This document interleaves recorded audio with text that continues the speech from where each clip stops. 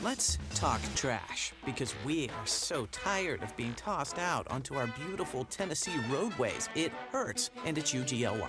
Come on, join the movement at NobodyTrashesTennessee.com. Brought to you by the Tennessee Department of Transportation.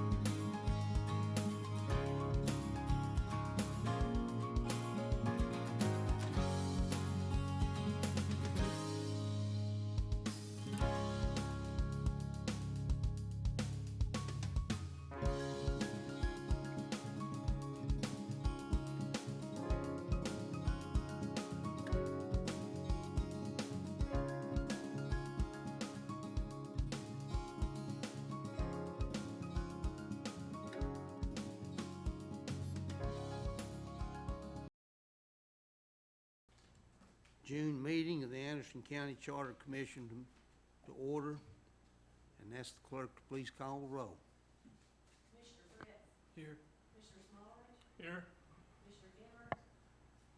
Commissioner Isbell. Here. Commissioner White. Commissioner Meade. Here. Commissioner Bochamp. Here. Chairman Stone's Here. 6 here, 2 absent. Okay, thank you. At this time, please stand for the prayer led by Commissioner Isbell and followed by the pledge by Commissioner Meade. Thank you so much, our most gracious and loving Father, for all the opportunities that you give us, Father God. Thank you for the gift of salvation, Father. Father God, we just ask your many blessings on the people of this county, of this nation, and this world, Father God. Father God, we ask for guidance and strength tonight, Father God, as we go forth to present a new constitution for this Anderson County and for the people. In your name we pray. Amen. Please join me in the pledge to the flag and salute. I pledge allegiance to the flag of the United States of America and to the republic for which it stands, one nation under God, indivisible, with liberty and justice for all. Okay, thank you.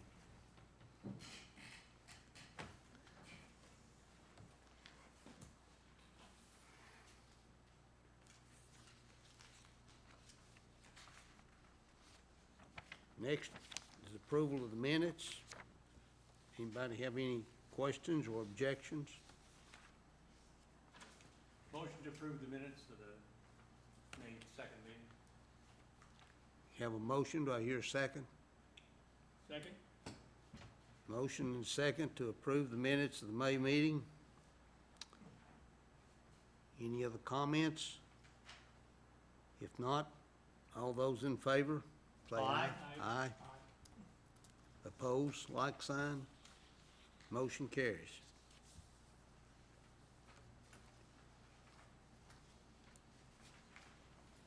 Appearance of citizens. We have anyone here that'd like to address the Charter Commission?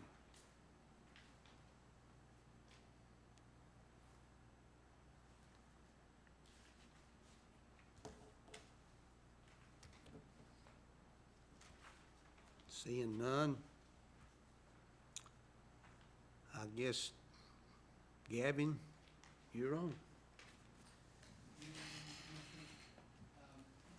I've placed a printed draft of the charter in front of you, so I hope you got that this evening. I guess I'll just start on page 1, just to confirm the names again. I noticed there's some names. Commissioner Smallridge, if you want Robert, I can do that. If that's your name. If there's any other nitpicky things like that, if none, we'll move on. Did you, I think I asked this question before, did you want the identification of the districts that the commissioners were elected from? He's got them in alphabetical order right now. Mhm. Did you want, District 1, 2, through 8 on there specified, or just listed in alphabetical order?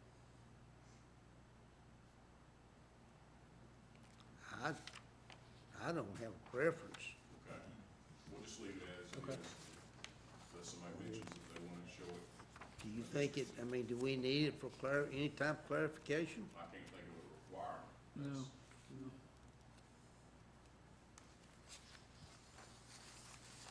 And also, just, one of the commissioners, I thank y'all for the input, but, mentioned that the pagination is off, and it's gonna be off until we get the final product together, so just bear with us on that. The And, table of we'll get the contents. page numbers right, once we get it all completed.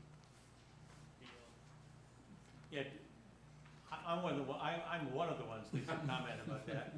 And I thought the problem for me was that if you go from computer to computer with a Word document, depending on how the computer is set up, how the printer is set up, it can change the paging. And when we get to our final one, then it'll end up being a PDF document or something, and it won't allow pages to change. And so that all will be fixed. We just need to make sure when that final issue comes out and it's made into a PDF, that everything is all set. That's a great comment. There is also a couple of places that I better get up here to the mic, that it references certain previous sections of the charter, and a couple of those are off because we've added. So just bear with us. We know where they're at, and when we get it all together, we'll get the page numbers, the table of contents, and make sure all those provisions that actually referenced a previous provision or another provision are correct then too. But thank you. Trying to get the substance Commissioner first. Fritz? I just question, will Commissioner Emmert be available to sign off, or does he know what we're doing and what we've got so far to be able to sign off, or? He's got copies, and I spoke to him today. He's at I think he said 4 or 5 day conference that he has to attend right now. So that's where he's at. Okay. We'll go to my first comment then. On page 8, I have a comment on what looks like Okay. page 6, or we can just go in order. sure, go ahead. Okay, but the general grant of powers, Anderson County government shall exercise power or perform any function which is not denied by the Constitution of the State of Tennessee. Shouldn't that also say, or Tennessee code? Because state law can change what we're allowed to do, and this says we just have to comply with the Constitution and nothing else. See what I'm saying? Shall exercise any power or perform any function which is not denied by the Constitution of the State of Tennessee. I do see that. If you want to specify the Tennessee code, I can do that. I think it's probably a good comment Yeah. because remember, there is a provision in the charter statutes that says it cannot abridge, or I'm putting that word in there, anything in Tennessee code. Mhm. So, Existing law. yeah. So I think that's probably a good comment. So basically in 101. Tennessee statutes or Tennessee code or something like that, you Yes. insert it. Yeah. Okay. And then I just kind of made a question to myself. Is the section like this in Knox and Shelby counties similar to this? It's exactly It's the what they same. have, okay, Mhm. so we'll let theirs be deficient. Yeah. It's really one of the things that's required to be in there. If you look at that set of statutes, there's requirements that have to be in there, and it Mhm. talks about the Yeah. powers. Mhm. That's correct. On page 8, that will be page 8, subsection B. If you'll recall, section 8.20, 8.20, previously had a provision for county audits stating that county audits were to be basically a requirement that the Department of Audit would continue to audit the county. Instead of that, I've removed that provision, and in subsection B here, I'm trying to make it as consistent with state law as possible and make it permissive. That is, the Department of Audit will continue to audit the county as long as they request it. However, you have the option to request an independent audit from independent tax counsel accountants, and all that red language you see there is right out of the Tennessee Code. The citation is there, 43304 4B. So it's really just trying to be as consistent with state law as possible, and it's really the reason I included it there was because it's really a power of the county legislative body to order the audit, the independent audit. Yeah, So- I like that. It Yeah. does mirror Tennessee state code. Mhm. Also, it captures the fact, and this has happened, I think, 2 or 3 times since I've been here, where the county legislative body wanted to audit, I know the one time they did volunteer fire departments, specific funds, Mhm. and we keep getting caught on the annual audit Mhm. done by the comptroller, but I like this. I think it's flexible enough to go both ways, and also has the ability for county commission to have an audit of a particular department, or, remember, there's that section in the nonprofit that requires audits, so that's good. I like it. Gavin, one thing, going back to 2.02, I don't want to lose track that, of course, you know, there's the county itself, then there's the fee offices, but a couple of places, we keep losing the highway superintendent and property assessor. They're not fee offices, but they are elected officials, and I want to make sure we keep covering that. But anyway, I've got a note here to let you know about that, and I don't know what reminded me up here, what language, but anyway, where we start laying out the various departments that are in the or offices that are in the Constitution, the ones we know as fee offices. I don't want us to forget the highway department and the property assessor. And I'll show you a couple other places through here, but go ahead, sir. On the next, I still had another comment, some more comments on page 6. sure, go ahead. Okay, in the section 02, private local affairs, it talks about the mayor having authority over everything, okay?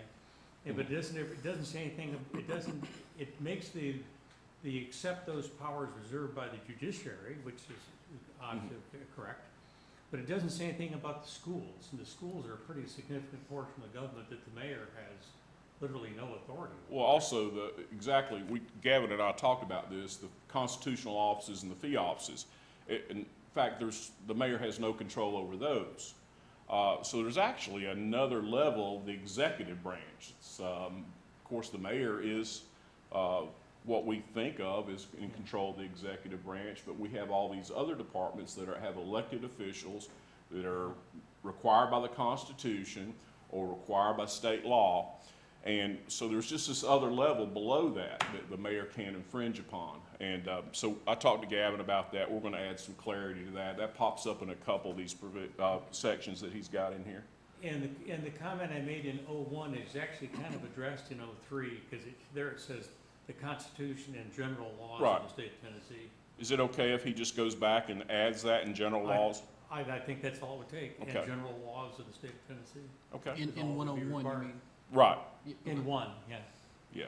The 03 language. But also make the language consistent from section to Yes, section. sir. Very good. Is that it for page 6? Is that Yeah, it? Lee, that's on that? the end of my Okay. comments there. Let's see, on page 7, though, I had a comment about, on the 1, 2, 3, on the 5th line, it talks about governing operation of government or regulating the conduct of affairs of the residents of the county. Is this, and I put a little note in there, regulating the public conduct and affairs of residents of the county? I mean, to me, that just sounded awful general, that we have this authority to regulate the conduct of residents of the county. Public conduct sounds good to me. Mhm. Yeah. What? Because generally, the state. He's in can- 2.01. The state can regulate Yes. private conduct, Sure. but the county, I don't think, really has the authority to do that. But anyhow, No, but that was I just a think it's a question. very good comment because some of our ordinances may touch on, in a sense, private conduct, but it is public. Yeah, But that's good. I Mhm. like that. So we'll just add in there public conduct. yeah. And then on page 8, I have a second part B, it looks like. Mhm. But by ordinance, it talks about the second B, regulations to administer the purchasing procedures established by ordinance. So we're talking about procedures established by ordinance before we get to the part that we make the ordinances, it kind of sounds like to me. Well, there's going And to it's, be, and there's things, it's not just purchasing. What I think we need to do, though, is, Commissioner Meade, is let him go, because Yeah. we weren't to that part yet, I don't believe, were we? Yes, we Oh, were, okay. well, it was right there. I stand I corrected. wasn't gonna address it, but if he wanted to talk about it, I'm more than happy to. If the ordinances, so this is, other. Well, anyhow, section 202 Right, has 2 part Bs. Mhm. yeah. You it's- got it?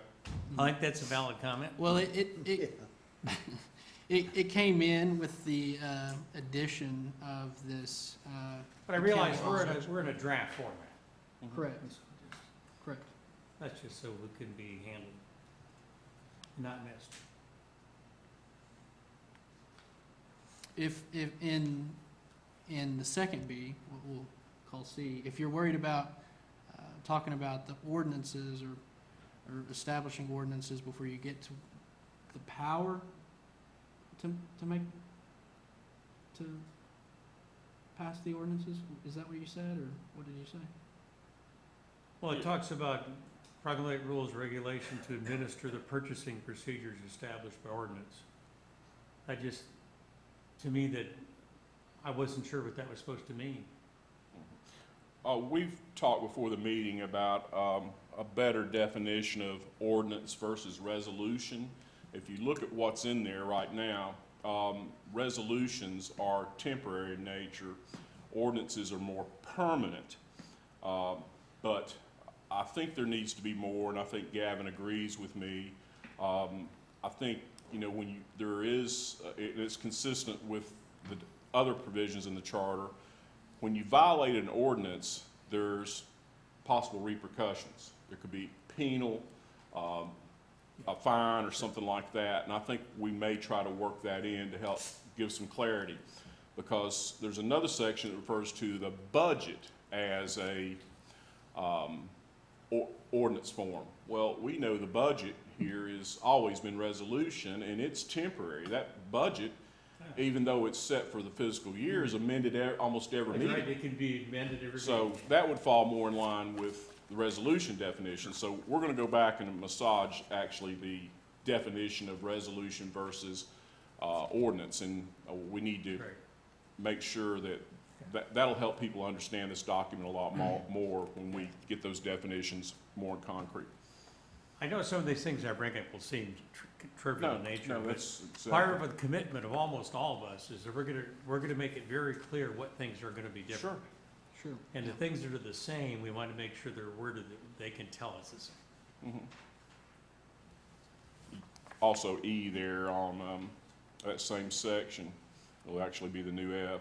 It's got commission, and we need to strike that and put legislative body. I think I spoke to you about that one. Anything else on that page 8 before Gavin moves on?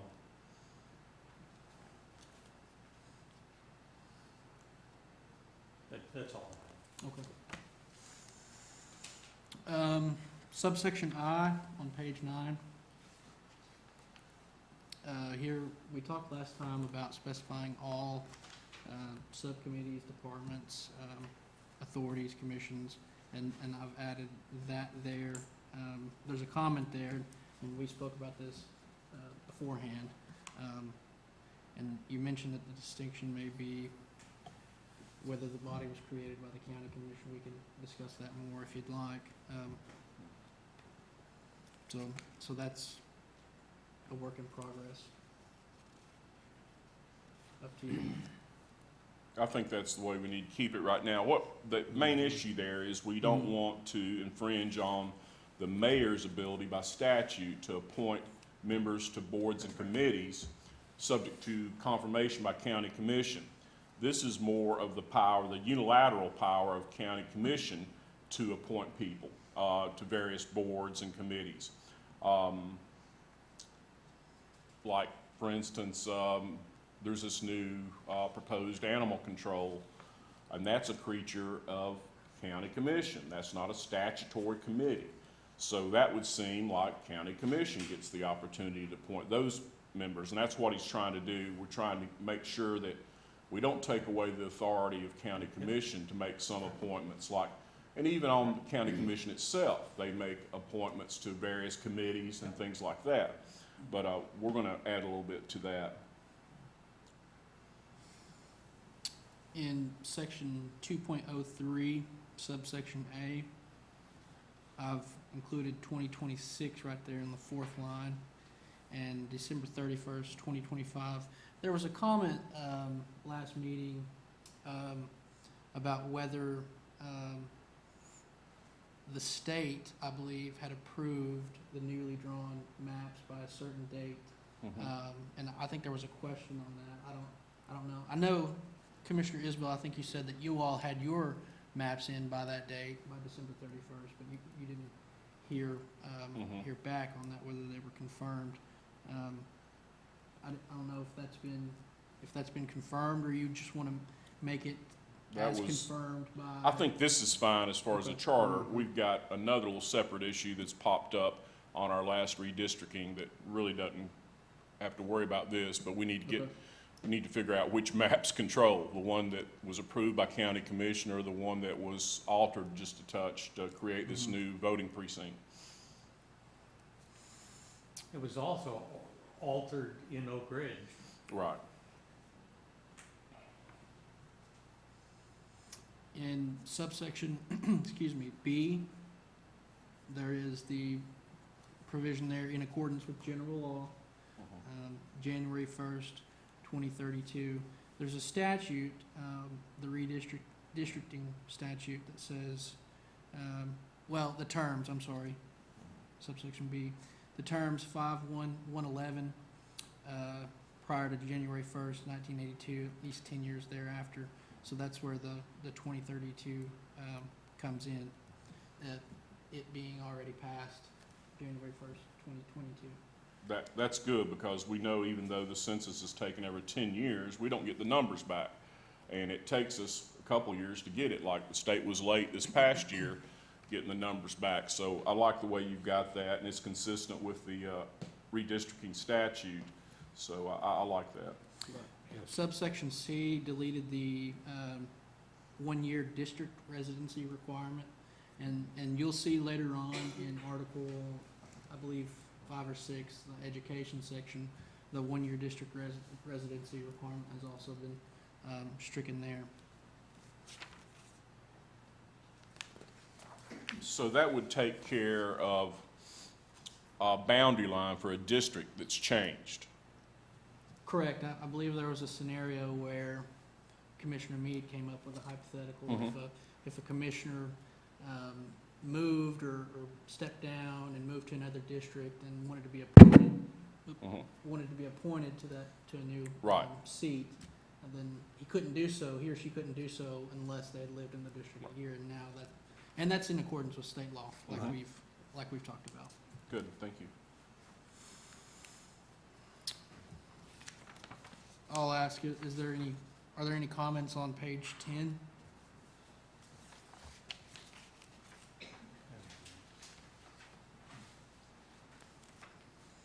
You've got the salary there.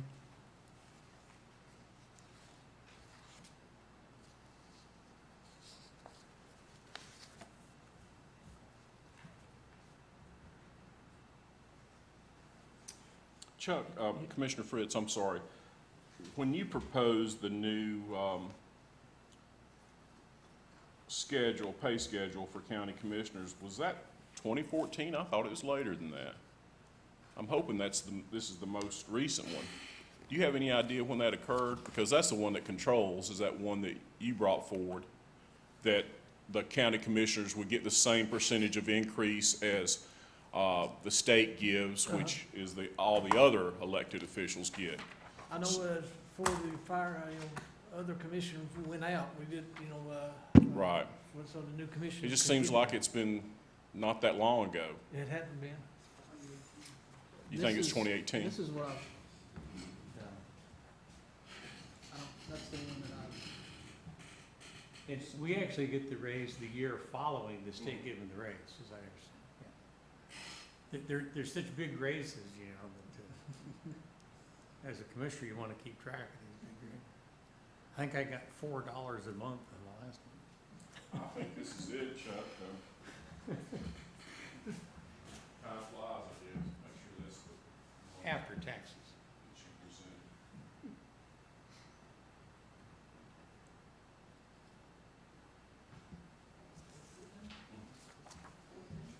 Yeah, that's it. And Charter Commission wants to keep track of itself.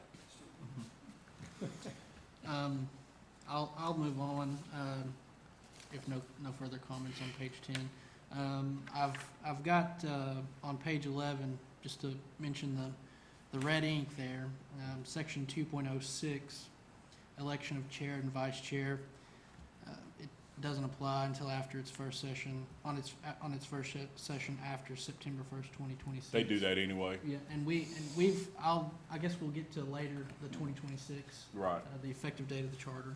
Did you see that word set at the end of 2.05? I know it's just a typo. Oh, yeah.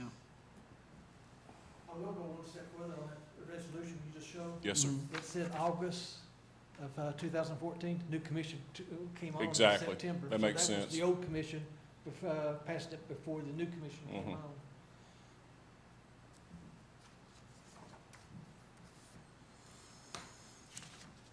Any further comments on page 11? I don't have anything for 11, 12. The next thing I have is on page 14. That 2.09 we've already discussed. We Mhm. need to add some clarity to what an ordinance is, what an emergency ordinance is, and what a resolution is. And I think the statute says that these emergency ordinances have to be passed unanimously. I don't see that.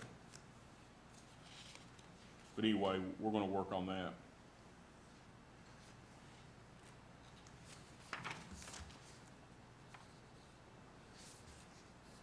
Okay. I have a question on that. If you have an emergency ordinance and it has to be unanimous, if somebody just decides to not vote on it, but they don't vote no, does that? A non-extension for cause, Yeah. just, That's, not gonna that's pass. still a no, right? mhm. And also, I think the law says it's a unanimous for those in attendance. So if you had a situation where you had two maybe absent, Yeah. you could still pass it with 14 Okay, unanimous. there's a state law that requires that? Yes. No, we have to follow state law.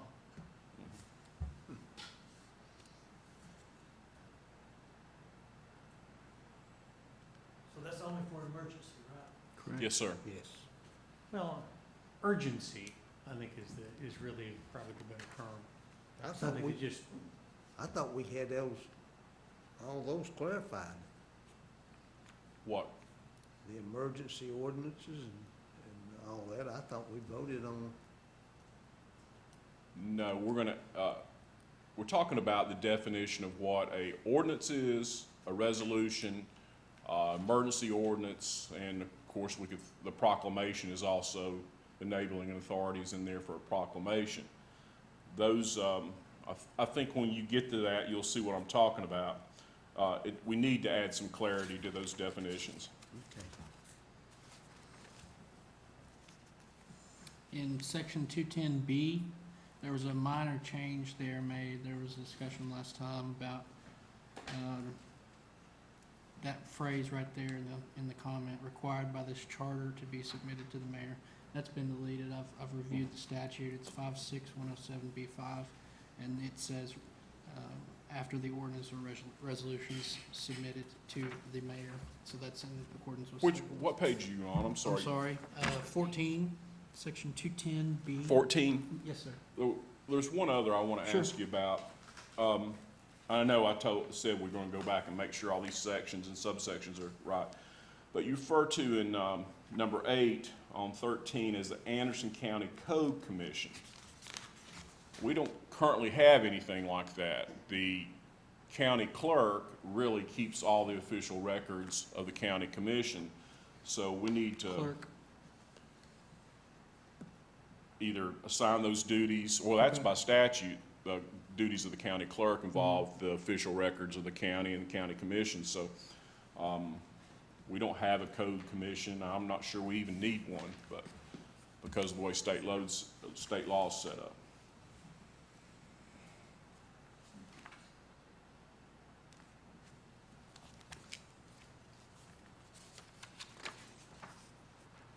What number is that, Jay? That's you're on talking about? 13, subsection 8, A8.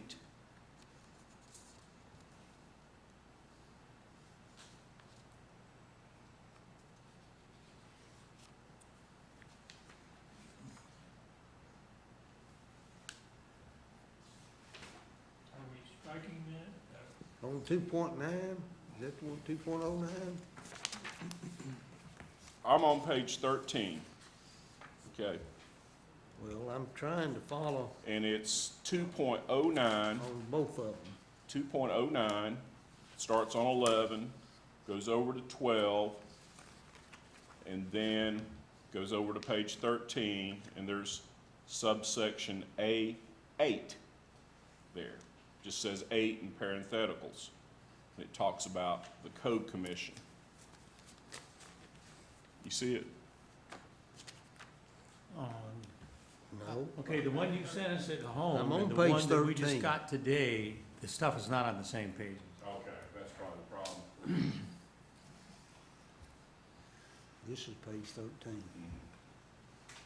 Yeah. Okay. That's a good catch. There's a code commission, Shelby and Knoxville. Right. It must have been left over from early draft. Does the other counties that we pulled this from, do they have a code commission? They do, yes, sir. We don't have that many codes. I hadn't heard Jeff complain about the work on it. I think he's got it covered. He's always done a great job with it. And remember, we don't have a lot of samples. It's all big counties like Knox and Shelby. And so I can see where they've got a lot of ordinances and things of that nature they have to keep track of. But Gavin does have in here that we have to keep a separate ordinance book. So we've already got a book for resolutions, so I think Jeff's got the system set up, and if he ever gets to the point where he thinks we've got so much work for a codes commission, I'm sure he can come back and ask for that, but right now I don't think we're big enough for it. It's just another layer of government that we don't need. Now, that's just my opinion. Okay. And I think the purpose is so you can get online and Right. look up, yeah. And we have that. Yeah. Jeff's got, I keep saying Jeff, but Mr. Cole, he's got all that online. You can pull it up. Okay. So are we saying we don't need this? So do you see it differently, Bob? No. Okay. If we don't need it, let's get rid of it. What do we eliminate there? The whole, Number 8. He's going to change that Anderson County Code Commission to the Anderson County Clerk. Mhm. okay. It may take maybe a little bit more than that. It's the duty of the county clerk to provide to the county clerk. And you've got the section Yeah. 4.05 that Yeah. we'll have to change to. Yeah.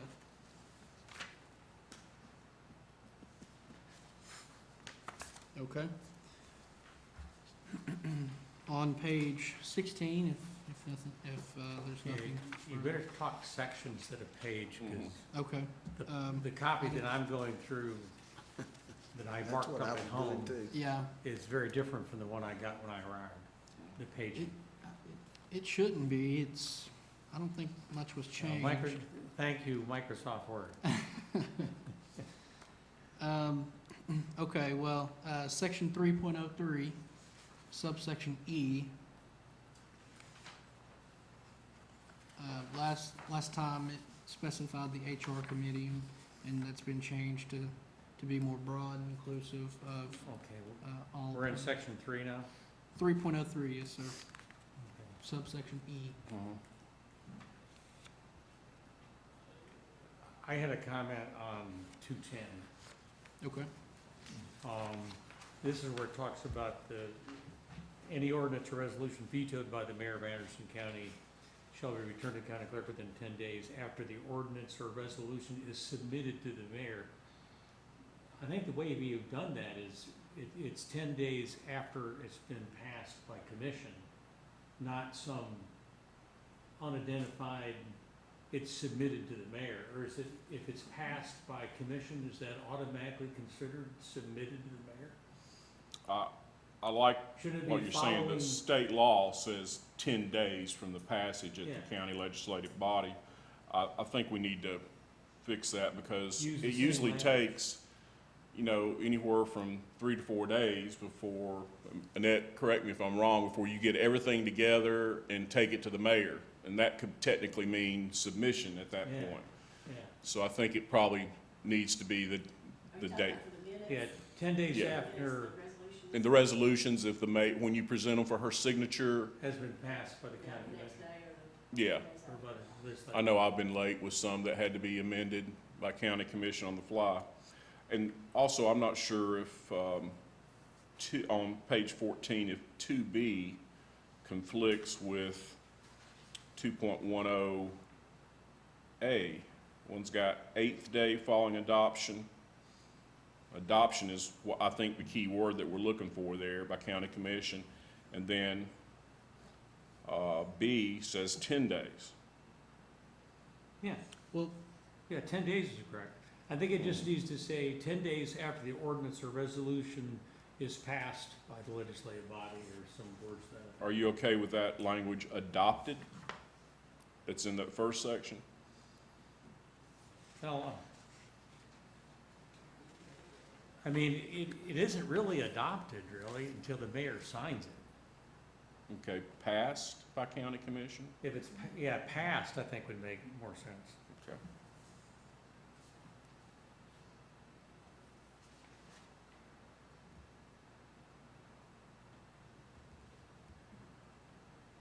So, so you're saying within 10 days after the ordinance or resolution is passed? passed by the legislative body.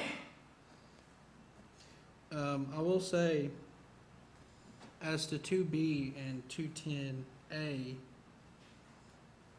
2B, I think, is talking about an emergency ordinance for the 8th Yes. day, and Mhm. then 210, for the 10 days, it just specifies ordinance or resolution. 210 also says every ordinance, emergency ordinance, and resolution. The other thing is, you know, if you're talking about an emergency ordinance, to me, that's something of absolute necessity, an emergency. Like when the boiler went out at Daniel Arthur or something like that. I don't, do we need to wait? What do you got in here on the 8th day? It seems like that should go into effect pretty quick, because that's not really helping us that much if we're having to wait 8 days versus 10. And Well, how do we do it now? we don't have emergencies. It's all resolution, or emergency ordinances. It's all resolutions, and the mayor has the standard 10-day veto power. But I can see where we need something, a real emergency, we need to get it done immediately. So we might need to shorten that period. Okay. The mayor still would have to protect her right, or the mayor's right to veto. But it sounds like, you know, it could be shorter. But I don't know if that'd be in conflict with state law. I would have to check. Yeah. And if the mayor's not for some reason, very, really opposed to whatever we're doing, or I say we, the county commission is doing, if something that's urgent, she will sign it probably the evening of the meeting, Yeah, we hope so. you know. Of course, bear in mind, this is the Constitution going forward, so Mm-hmm. Yeah. county commission, mayor, it's all gonna be different. And I guess it's just hard for me to imagine a mayor holding something for 3 or 4 or 5 days that was an emergency action by unanimous vote of the legislative body.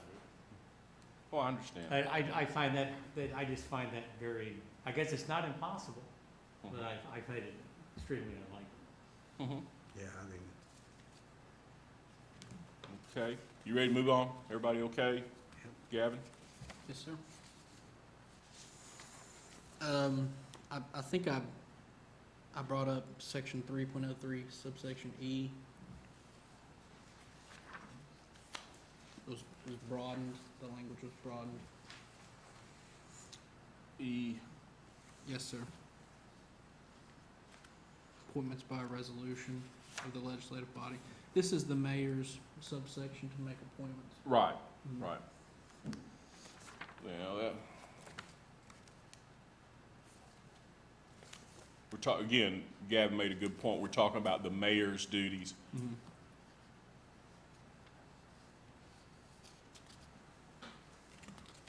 See, this same section, okay, 3.03, subsection A is another example of where we've got in here, the mayor shall not assume any of the constitutional, statutory, or charter duties of the sheriff.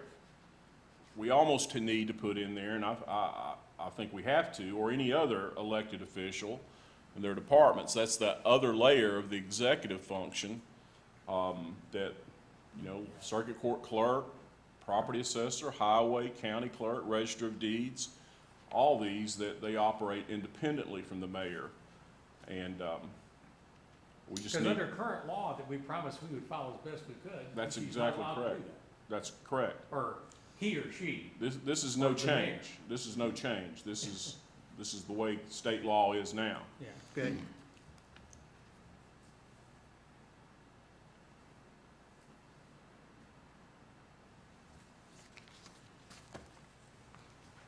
Okay, you done with E?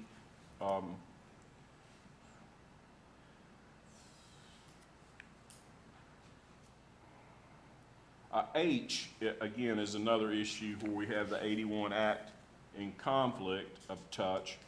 The mayor has the right, I'm talking about subsection H, has the right to sign contracts for her departments. Whereas you may have a situation where the finance director, all the contracts have to be signed by the finance director, but it could be another one of those departments, say the circuit court clerk has something.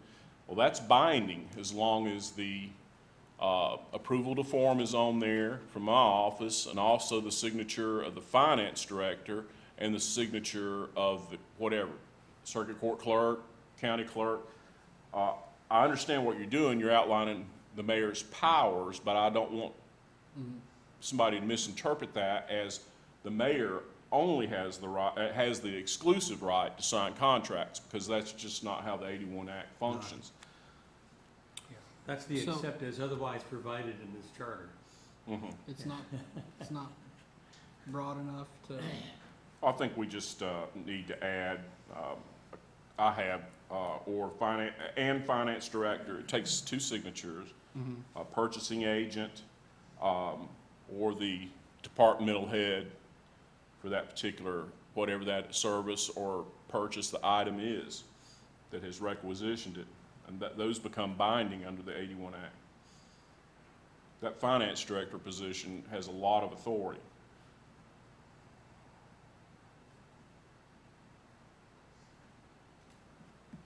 And the bottom line is the commission has to approve the money, Absolutely, so. right? It's not happening unless the money's there.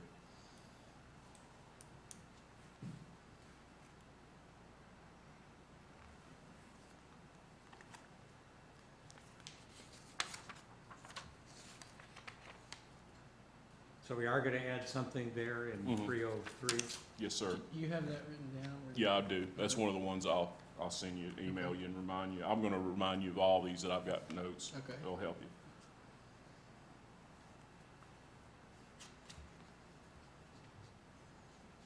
Okay, we okay up 16, we're moving to page 17.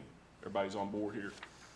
Okay, go ahead, Gavin. I have nothing on page 17. 307 is the private act on the law director. Yeah, did y'all, at one point, somebody mentioned you wanted to reference that private act specifically? We're gonna have an appendix that lists the private acts, and it'll be on there, but, And it's on there. okay. It's, uh, So I think that covers it. Everybody okay up to 19, 20?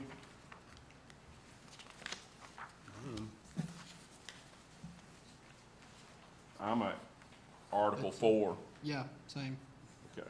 If no one has anything further. This is a big paragraph here. Just trying to have an explanation as to why certain positions that are traditionally county positions, I guess you could say, under the Tennessee Code, are not included. The coroner, surveyor, child support magistrate, election commissioner. There's a provision for each there. From what I understand, the coroner is the county medical examiner in Anderson County, and that's. Yeah, we took away the coroner position, county commission did several years ago, abolished the coroner and went to the medical examiner system. That's why I indicated it on that list of ancillary departments. And then, he's also talking about the child support magistrate. That's a complete creature of state law. Correct. Although we do provide office space. I don't know if we provide any, the bailiff, county commission supplies that with the sheriff's office space. I think the rest of it comes strictly through the state to the clerk and master in that way. Although this was something new for me. This is the only statute that I can find on it. I don't know if there was something different, for example, a private act or. No, something not that like I know of. It says presiding judge. I always thought it had to be the chancellor appoint, and sometimes that rotates from the circuit court judge or the chancellor, but it says presiding judge. I never knew that. I've got the statute right here. In any event, I don't think it's necessary to Okay. mention being a complete creature of state law and not a county affair. Same for county surveyor, elected by the members of the county legislative body, not by the people. It's my understanding that that's how it's done here. I'm not certain. To on my that. knowledge, we've never had a county surveyor. Okay. Okay, well. Now, at one it's time, we had a probably county engineer up until 2002, but, and that's still specified in the zoning resolution in places, but, Okay, I don't think we've ever had a we'll surveyor. forget it.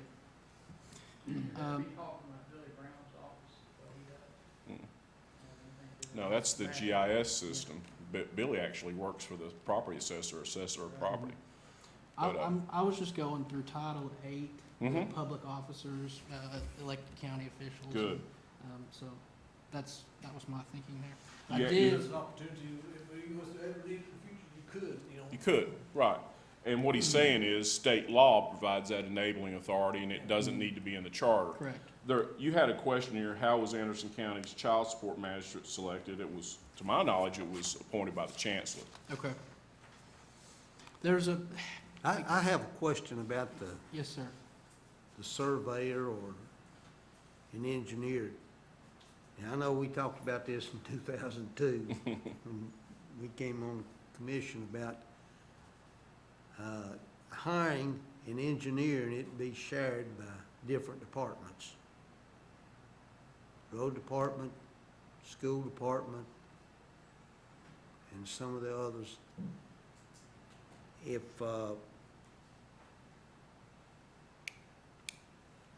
If it's not, say if the charter's approved, would something like that not be, could it be done? Well, as long as, like Gavin was saying before, as long as there's enabling authority in state law, it can be done. Okay. What we had was, we had a county engineer I know. for two different individuals, and then after Keith Grayson left, it was never an engineer qualification after that. But I like the idea. There's a lot of times I'd love to have an engineer here, but I think we had that ability at some point just by the state law to put that in place, and then we can always share costs with the school system. Okay. Your question on the how was Anderson County's child support magistrate appointed? The statute that I read specified that at the time of the adoption of that statute, if a subject county already had a private act in place, then the private act could stay in place. So I didn't know what Anderson County had. We didn't. So that was just I think, My at question. first, if I recall correctly, ours was funded by a grant. And I think it still is completely funded by, I'll check this, by the state. as a branch, just like the chancellor and the circuit court judge. Those positions are funded by the state, not county. In section 4.11, 4.11, on my page 23, I've included constables there. I had a question. I know, Jay, you mentioned that this was old, but it does say here with respect to constables in this old draft, individuals holding the position of constable are not county officials or employees and not entitled to any That's right. obligations or privilege. The duties, qualifications, oath of office, bond requirements, compensation, I have just basically governed by the Constitution and the laws of the state of Tennessee. Now, if you wanted to specify that. I don't think we can add to that. Okay. You're talking about adding requirements to the constables? No. Okay. No, I didn't know if in this older draft, not entitled to any rights, obligations, or privilege, and not county officials. Correct. This is Article 4, it's county officers. I didn't want to list that as a county officer or an elected official. I'm in favor of removing that. Okay. Now, we may list it on that appendix of other type organizations that are within the county, because it also says the DA, the public defender, and things like that, because we give money to those. I don't think we give a penny to constables. But but- they are elected. They are elected, but the case law is clear. They're state officers, not county officers. And I want it, for liability reasons, I want it to remain that way. Got it. I mean, maybe the same paragraph is appropriate, but it starts with, while constables are not actually part of county government, they work with us or something. You remember last month or the month before, I handed you out an old draft copy that we were working on a couple years ago, and it had all the, Take a look at it. yeah, Can you take it? yeah, it had all the different departments and ancillary organizations that we work with. It was listed there. We thought we might trim that down and make an appendix that just showed that. Another thing that to me is, I honestly don't, I've been in government for a while and I don't know the answer. Do we have, we don't have constables everywhere. We don't have them in Oak Ridge. We don't have them. Yeah, you do. We do have them? Okay, well, I thought we don't have constables everywhere. We do, countywide. And there's 5 zones, 4 zones, and the zone with the county seat gets 2. So Clinton gets 2 constables here, and they do not mirror the county commission districts. So it's a little bit confusing. But Oak Ridge does Like have on a elections, I've only ever seen 1 or 2 running. Is it because they do it all the time, or? There's not a lot of people interested in the job, it seems to me. And we've had some that stay, like Wade Brock up in the northern party. Good gosh, Wade was there for years. Jennings Faust and down in Claxton was there for years. And Well, it's basically, they had to fund it out of their own pocket. yes, they do. They have to. Yeah, And the major issue there is, and I tell them all when they're elected, you need to get private insurance, because the county doesn't cover that office. And as far as liability concerns, I would think the state would have to cover that. No, they don't. If they're considered part of state government. they're not part of state government. Yeah. They are a state office by definition, but they're not part of the state government. If you see them in uniforms or cars or anything like They that. pay for all They pay that. for all that themselves. They're just after it for the big money. Yeah, and unfortunately, they've got a lot of liability on them, Yeah. a lot. Oh, they can arrest the sheriff. They've got arrest powers, just like law enforcement officers do. That's my understanding under state law in Tennessee. The constables are one of the few people other than the governor that can arrest a sheriff. Anyhow. So. We're gonna remove that. Strike it. You- Got it. The bottom line is 4.11 will be removed. The reason being is, it's really not a county office, but he had them mentioned here anyway. Right. Okay. I may like to discuss section 4.12 in coordination with my discussion of Article 7. So if we can, I'd like to pass that just Okay. for now. We can come back to it later. Article 5, I've added section 5.02. There's the General Sessions Court there, previously established by private act, providing that it's the intent of the charter to continue it in A.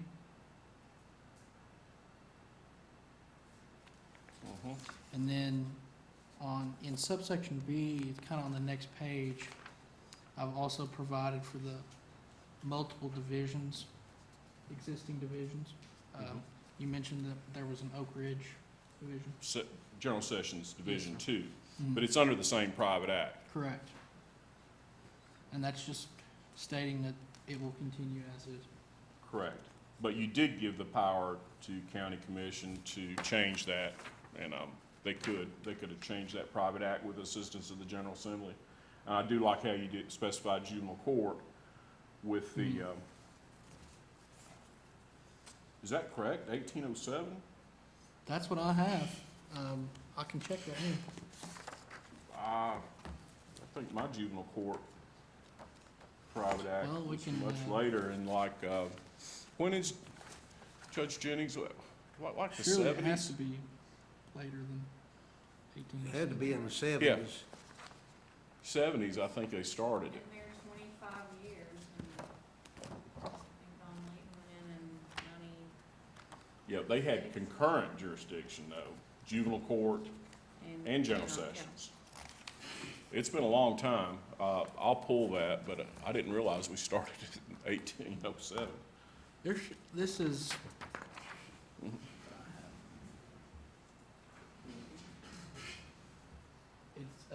it's amended or as amended. It's even got the old code sections. Did you notice that? Yeah. Here, well, it was amended in 91, 92. That's probably There's also consistent. 88 right here. This is kind of the second page, but Then the 06 resolution or amendment was raising the pay. I remember that. Yeah, I'll check that, but I think you're right. I think as amended would Right. include, yeah.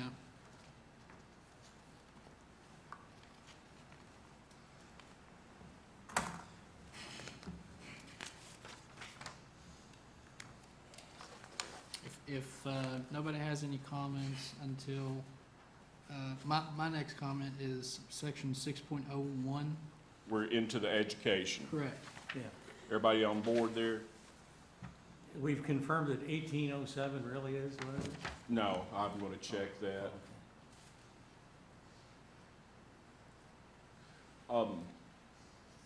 I have there on 6.01, Mm-hmm. nominated and elected. Mm-hmm. They're all elected. What are you talking about? It nominated for a vacancy? All the school board members are elected. Unless they fall off and then. Well, When you have a according, vacancy. Maybe- according to the new law, they'll be nominated because they have to run in primaries, By party. right? They don't have to, but they can if the parties request it. Yeah, and he's taking care of that whole issue of the, in here, he's got another section that allows the parties to still have whatever means that statute, whether it be an executive committee, vetting process, or a caucus, or a primary, it's Okay. still in here. That is exactly the way state law is. I just was confused about the term nominated here, other than the fact it may be nominated to fill a vacancy, and that's done by county commission. They can also just petition to run as an independent. That's true. And then, the E, I Mhm. noticed you used the date for the district lines is December 31st, 2021.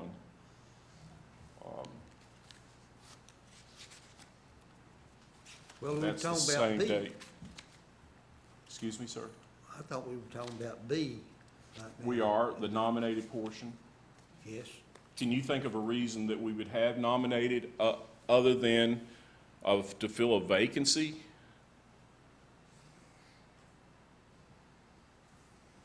Should that Well, be you have to- nominated or elected?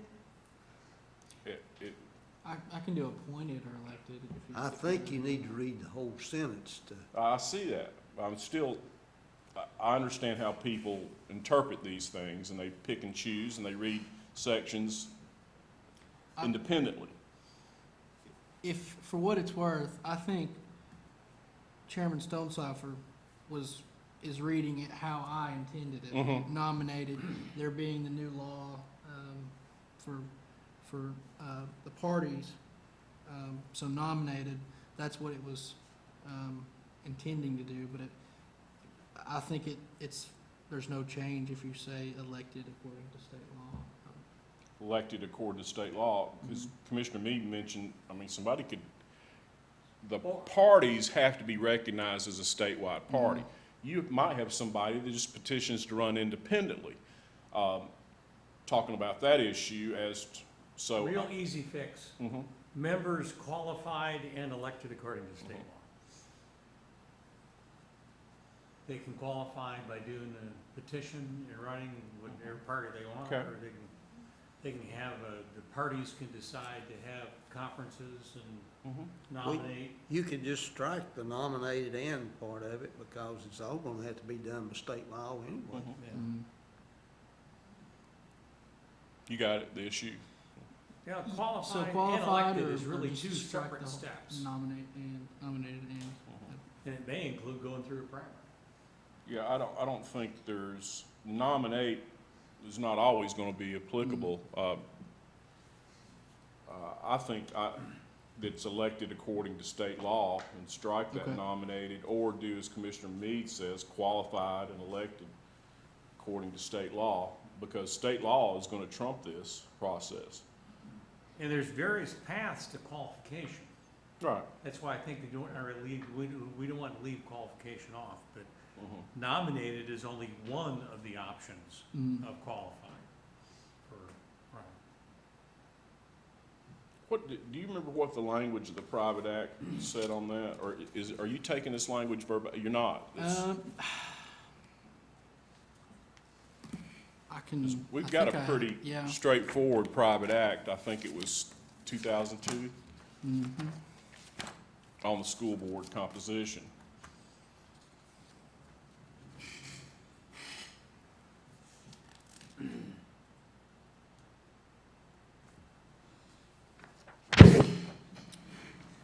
So the private acts, section 2 states, the new Anderson County Board of Education shall consist of 8 members.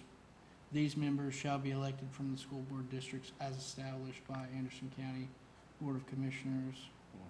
So it just says elected from the school Right. board districts. Okay. But elected according to state law is fine. Any other comments on that? Does there need to be anything about how a board member is replaced if they die or leave or something? That's state law. And that's still state law. Yeah. Subsection F, right there down below. Also, I mentioned earlier deleting the 1-year district residency requirement.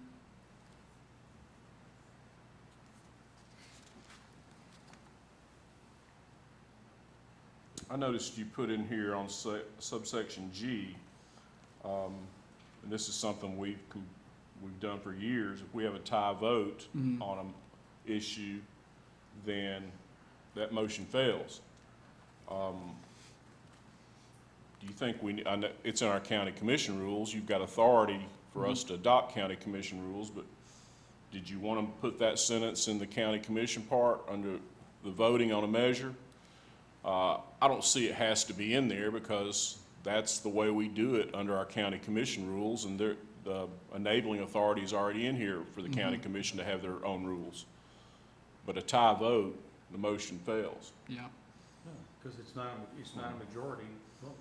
Yeah, he's just got it in the school board of education section, but anyway. If that's the case, then I would be in favor of Okay. striking it. Okay, that's the bottom of page 26. Everybody with us? Okay. 27 in my copy. Well, top of 27 is where we're at. I have a comment and I guess a question on section 6.04. Okay? Anderson County, they follow the teacher tenure statutes, Right. is that correct? Mhm. I've got this, the statute here, the teacher tenure statute, it's 49.502. And I know we have it listed in Appendix A as a private act, that the Charter Commission wants to keep. That's on page 43. But it seems to me, correct me if I'm wrong, that if a private act is in place, then statute reads that the teacher tenure statutes can't apply. And if I'm misunderstanding something, let me know. I have the, That's the Is that the one from old private act, the 4051? 1951, or what is that? 41. Thought it was in the 40. I don't know. I'll look at that. I don't know if there's anything in there that we need, is there? yeah. This Is there? Well, what, Oh, yeah. yeah, what I read the statute to say is, as long as you have a private act in effect and in operation, then the teacher tenure statutes can't apply. So if you look there on the comment, subsection 2, this part shall not be operative, meaning the teacher tenure statutes, in any such county, municipality, or special school district, so long as the local or private act remains in effect.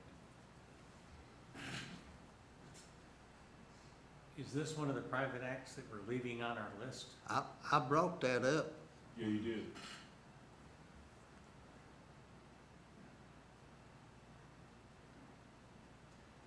VL, do you remember how long we've been following that teacher tenure act? Since Since the that- date of its inception? Since that time.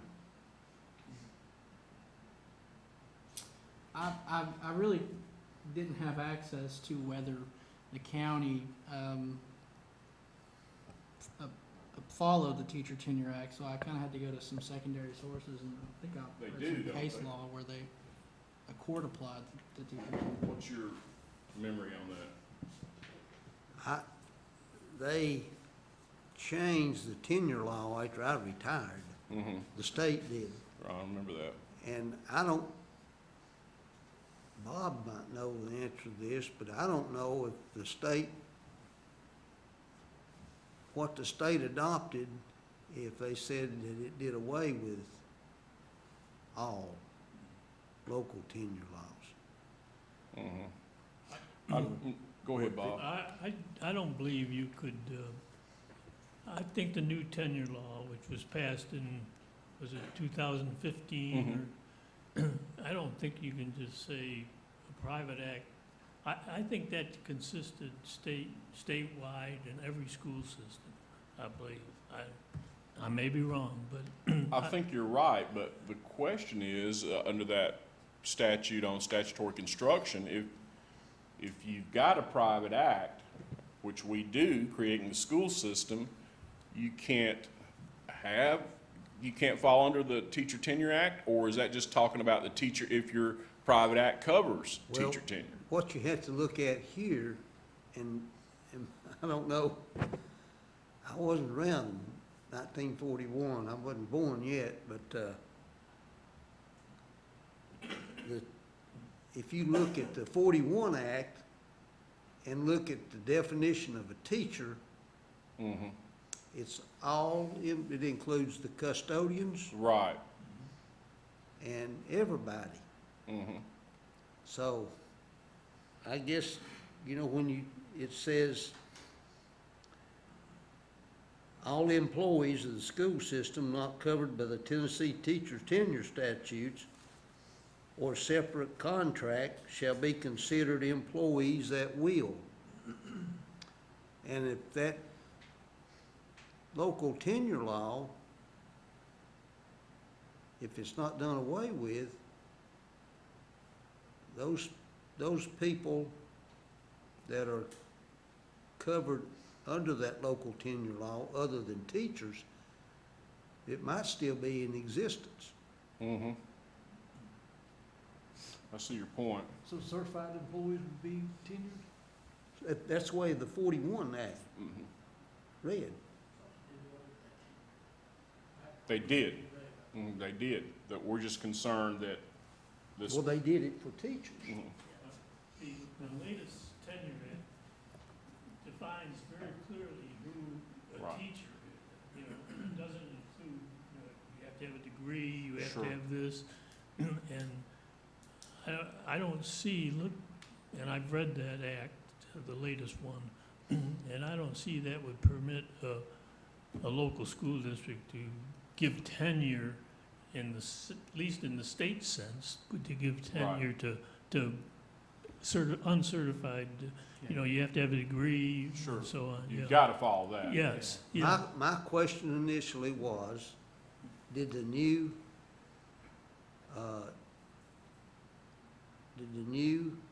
tenure law supersede the local tenure law? And nobody knew the answer. I think it has to, because it would be, the local law would be in conflict with the general law. I agree with you.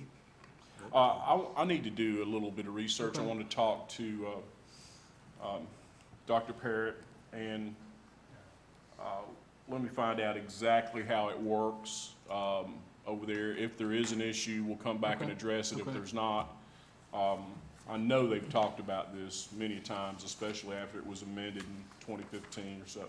I will say this. The question I asked, and this is what I got as an answer, that there was a lawsuit to where 2 employees were covered on the local tenure law. And those, one of them deceased, and the other one no longer works for the school system. So it's null and void. Now, that's what Dr. Parrott told me. Oh, okay, all right. Let me go sit down and talk with him on this issue. Yeah, we want to make sure we don't change the way we're doing things, because Right. that's what we're trying Mhm. to keep it the same way we actually do it right now. But I agree with what Dr. Smallridge is saying about it, and I thought that was probably the case, but I wasn't around involved. He's ahead of me. I didn't read the law because, I think he's right. That was one of the reasons they wanted to make it uniform statewide. right, And instead of all these little loose ends out there in these private acts. I don't think there's many private tenure laws out there. There wasn't. No, we'll get to the bottom of it. All right, you ready? Yep. We're past 27 and top of 28. Section 7.01, I mentioned this earlier in connection with section 4.12. I know there's been some discussions about a party being able to have a primary if they wanted Where are to. you? I'm sorry? Where are you? 28, Yes, Okay. section 7.01. Article 7 there. Yeah, Article 7, so Mhm. depending upon how you print on your Um, if you're using this one, you're all set. There are some different ways that elections have been treated. So in Shelby County, there's just one simple provision that says, elected officers, county elected officers shall be nominated and elected or whatever, in accordance with the general laws of the state of Tennessee. That's it. Knox County's is more specific, and that's what this was based on initially. And so that's where you get primary election required, date of primary, qualifying petitions, notice of election, and other provisions. I don't think that some of the, I mean, a lot of this is just restating state law, in my understanding, except for one sentence at the end there in 702. I didn't know if it was something that you all would want to consider to just plainly state all elected officers of the county nominated, excuse me, and elected in accordance with general laws of the state of Tennessee. That's it. Yeah, that thing that primary election shall be held does not belong in this charter. Correct, and I have it, No. excuse me, I have it in the comment You right don't have to here. have one. You don't have to have primary. That's what I'm saying, that's why it shouldn't Yeah. say, we have to in this. But the state law gives the parties, the recognized parties, Yeah. the right to nominate as they may choose. Well, that's what he's saying. But We just exactly. need to put in there according to So, state law. but they don't have to call for a primary, but they can call for a primary. It says Tennessee Code Title II, Chapter Right. 13, may nominate their candidates for office by any method authorized under the rules of Sure. authority. That's correct. So this primary election required provision it's in the Knox County Charter. It seems to be in conflict with that provision right there. Yeah, it So- does, it is in conflict because, again, the parties may caucus, they may choose not to have a primary. I think it's up to the parties under 2-13-203. I think what he said after that, My thought to just rectify this whole thing would be one simple provision in here, 701, and then make 705 the recall provision Okay. that was included. Okay, all you really have to 701 do is delete the word all. Mm. The selection of political party nominees of all parties which are qualified, but it's not, the all doesn't belong there, because that basically says that the only way you can get on the ballot Mhm. is through a party. And that's not true. You can do a petition run as an independent if that's what you desire to do. And so we shouldn't require that an independent cannot run. And that's what this That's not says what it's here. saying. It's not what it's saying at all. It's saying the political party has the right. I think what you propose fixes it. My proposal would be to delete 701, Right. 702, 703, 704, have one simple provision that county officers elected in accordance with the general laws of the state of Tennessee, just how Shelby County has it, let the election commissioner and the state laws govern. Because there's other means by Right, primary. correct. That's simple, and that's exactly what we yep, do. that's, That's what that was my, there's a note on that there. And so and we can come back to this if you'd like, but with that idea in mind, if you'll go back now to page 24, my page 24, section 4.12.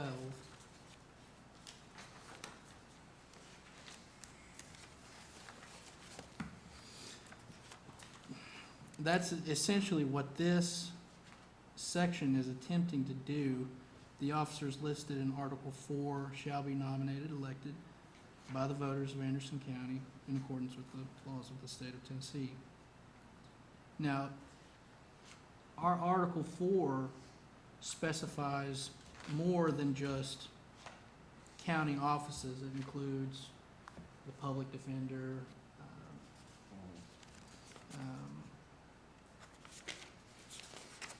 circuit court clerk, other offices that aren't,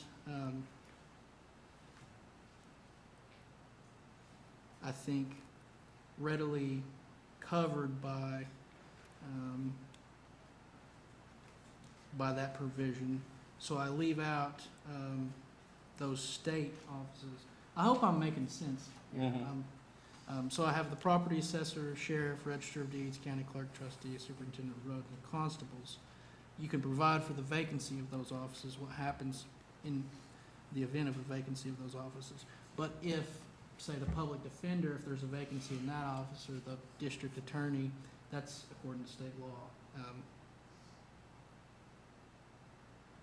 If that makes sense. I just, you know, I just feel like, I'm not sure why nominated is there, Okay. because it's covered in state law. Mhm. I don't think the charter, a charter has any right to specify that, because it would be contrary to state law. Yeah. That's, you know, I talked about the word nominated, and I just think it's elected according to the voters and according to the Constitution, general laws of the state of Tennessee. We're not gonna be able to change that.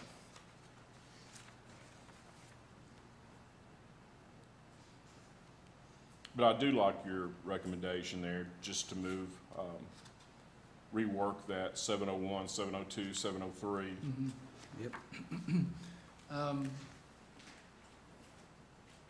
I think that's all the officers, county offices, listed in Article 4. If you wanted a provision, another provision in Section 701, right before the recall, to say all other county offices not listed in Article 4 shall be elected in accordance with general laws of the state of Tennessee, if you want to do something like that. In case What there's- others not out I- there? I'm not aware of any, but just to be safe, if, Property assessor, sheriff, register of deeds, county clerk, trustee, superintendent of roads, circuit court clerk, clerk and master is appointed. District attorney's elected, district public defender's elected. we'll take constables out. Constables are out, and then, I can't think of anything else that should be there. Okay. Well, I'm gonna scratch Section 701, 704, Okay. and we'll leave 412 with the, In 704 is just accordance with state law as well, is Correct. it not? All writers have a right to cast write-in ballots, it's Mhm. provided by general law, it even says it's by general law. We I have don't- to give public notice if Mhm. we're holding a primary, if it's required, and we do that. And it even says, as provided by general law on all these. And so, Mhm. we just do it by general law. Right. And the general law changes, we'll have to change the way we do it. So if we put it in here and Mhm. it changes, then we have to change this. That's right.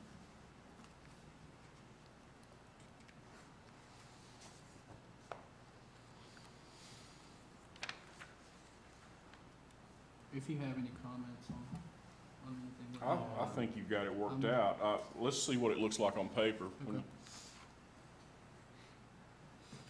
Okay, you're at, I'm at 705. Okay. Section 705.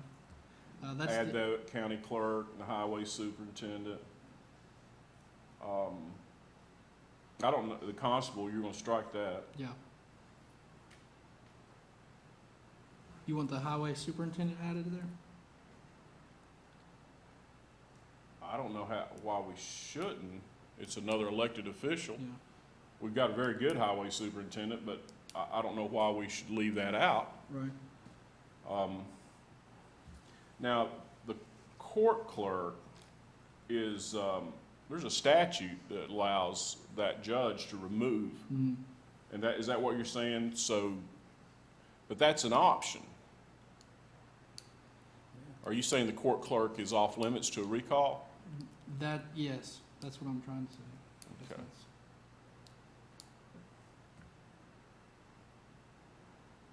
If you'd like to change that. Let me read I that think statute. It's been a long time since I read it, but I know it's permissive. It's not mandatory. Okay. So the circuit court clerk you're talking about right here, not the clerk and master? Right.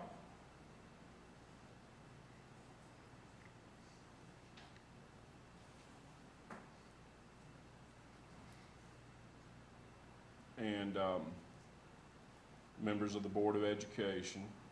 Mhm.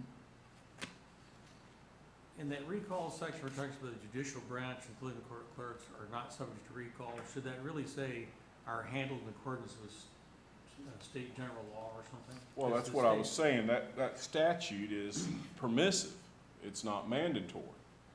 I mean, it allows discretion from the circuit court judge to remove the clerk, and how that works in, I'm not sure. It's not says they shall. No, it says they are not subject Right. to recall. Well, I know, I'll take a look at the statute. and Because, I'll draft it in accordance with state law. yeah, okay. We just follow state law on Right. that. We don't need it in our charter. But I'm not familiar with. the highway ability of- superintendent needs to be added to both those. Okay. Just make sure both paragraphs have the same Offices. offices in there.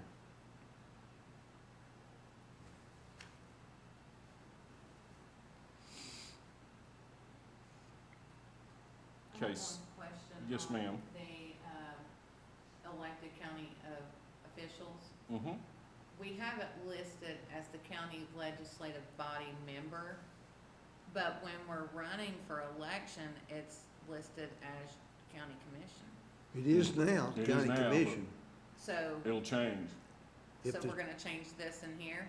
If the charter passes, the county commission becomes a county legislative body. So, Which it is by statute anyway. Yeah. but go when ahead. people are running for election, they're now running for the county legislative body, District 7? Technically, they're doing that now, Okay, but we call it, sometimes you'll see it, county commission, board of commissioners. okay. It all means I the just wanna same make thing. sure that it's technical on here, so nobody says, that's a county commissioner, and this is the legislative Legislative body as body. a whole. Yeah. There's some Oh, terms that are yeah. gonna be a little, even though they're consistent with state law, they've been in state law for years, it's just not what we are accustomed to in Anderson County. We call, ever since I've been here, it's been county commission. Now, I do all my resolutions, I'll say Board of Commissioners at the top, and then I'll put in the now therefore legislative body, because that's technically what we are by law, or county commission is. But, yeah, that's the nomenclature, the verbiage is something we're gonna, it mirrors state law, it's not that change, but it's something we're all gonna have to get accustomed to. All right, you see the recall provision there, that's what you voted for last time. Are you okay with that? And then, you got your numbers, and then section F has what it takes to recall an elected official.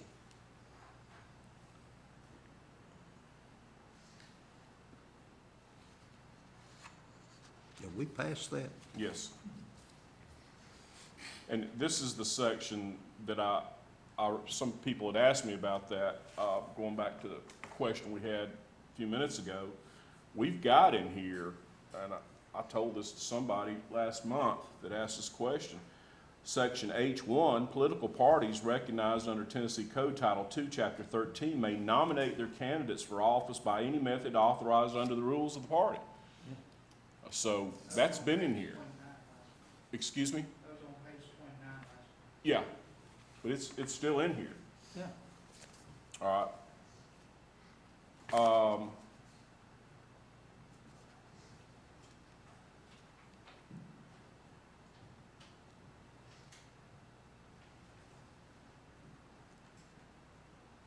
Okay, we done with 30? Gavin, where you at? I'm Article up 8? to 31, yes, sir. Okay. Article 8. Go ahead, sir. November 8th, the Right. election date. That's on 31. Section 801, that's just a minor. We have sent an email to Mark Stevens to recalculate that officially. I copied VL. Those dates were off. Remember, I told you last time by just a couple of days. So I'll get the date that the charter has to be submitted to the election commission. Mark's really good about responding to emails, and I should get that tomorrow, and I'll share it with all of y'all. I like the general provision on liberal construction because that is in, the preamble to the charter statutes. It talks about liberal construction, and so he's got that here. Necessary and convenient. Section 803, the definitions, I know you mentioned, we're gonna further pinpoint the definition of the word ordinance Yes, in the sir. resolution, so I will take a look at that. There's where I saw the permanent nature for the ordinance. And that's what threw me. If we're doing doing the budget by ordinance, that's not permanent. We amend that budget every month. I'm not aware of anywhere in here where it talks about the budget. Right. I'll go through and I'll see. Section 805, page 33. These comments here are just trying to, I guess, show you that we're providing for amendments by referendum and amendments, citizen-initiated amendments, and Right. that's just in accordance with the charter So statute. we gave you a handout last month. There's 5 ways this charter can be amended. That's by initiative of the legislative body, initiative of the charter commission, referendum by the people, charter review committee, which this body, the charter commission, will take on that role I've got here. There's no sense in electing a charter review committee when you've got a charter commission already designated and by court order. And if it's by court order, there's a severability clause in here that only affects the invalidation of whatever provision that a court may deem unconstitutional or unlawful. So those are the basic 5 ways that you could amend this charter.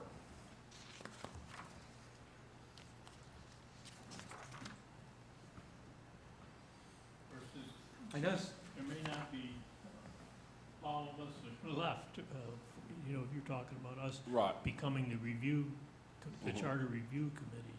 And then I guess we'd have to go through the process of appointing new members to. Well, the statutes and the charter statutes say the county commission replaces vacancies on the charter commission. Okay.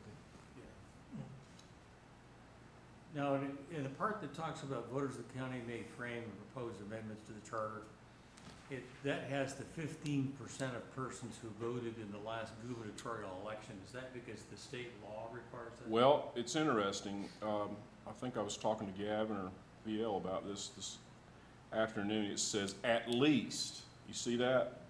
So you could increase that threshold. And the only other thing that you can toy with, this is set by statute, the only other thing you can change is the amount of days that citizens have to get the petition back in signed. By statute, it's 75. There's an annotation to the statute, or maybe an AG opinion, I think it's a court case, that says the only 2 sections that you can change at the local level by charter are whatever the threshold is, okay? And it's here, 15, it has to be at least 15%. That's the language of the statute, and Gavin has got that verbiage in here. So we could make that number higher like we did in the other Yes. section. And then you can also change that number. Once the question is sent to the election commission, okay, then at that point, when they say, okay, your time starts running to get the signatures, you can change that date. By state law, it's 75. So you could increase or decrease that 75. Those are the only 2 things you can change.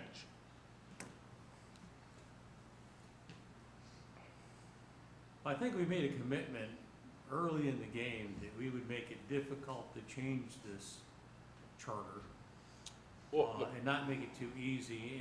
And the 15% at least, which is the requirement, could end up being 1776 again. Well, like it was for where it's- we're at right now. it's such a variable because you may, when you tie it to the election of the governor, you don't know if it's going to be a contested election or not. And when there's not a contested election for the governor, you don't have much of a turnout. That's right. And that's when you get these low thresholds that it takes. What about, anybody want to change it to something like 25%?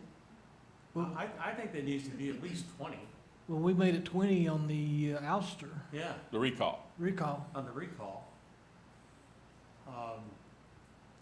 And no, we did even more than that, really. We said 20% of the eligible voters, of the registered Mhm. voters. This is the people that voted in the last gubernatorial election, Right. and this is a much lower number. Mm-hmm. That's right. Yeah, I mean, it could- in this county, the people that are eligible to vote, half of them, a little over half vote. right. Mm-hmm. I mean, in all elections, in presidential elections, it's a little higher, than that. 25? That's something you need to think about.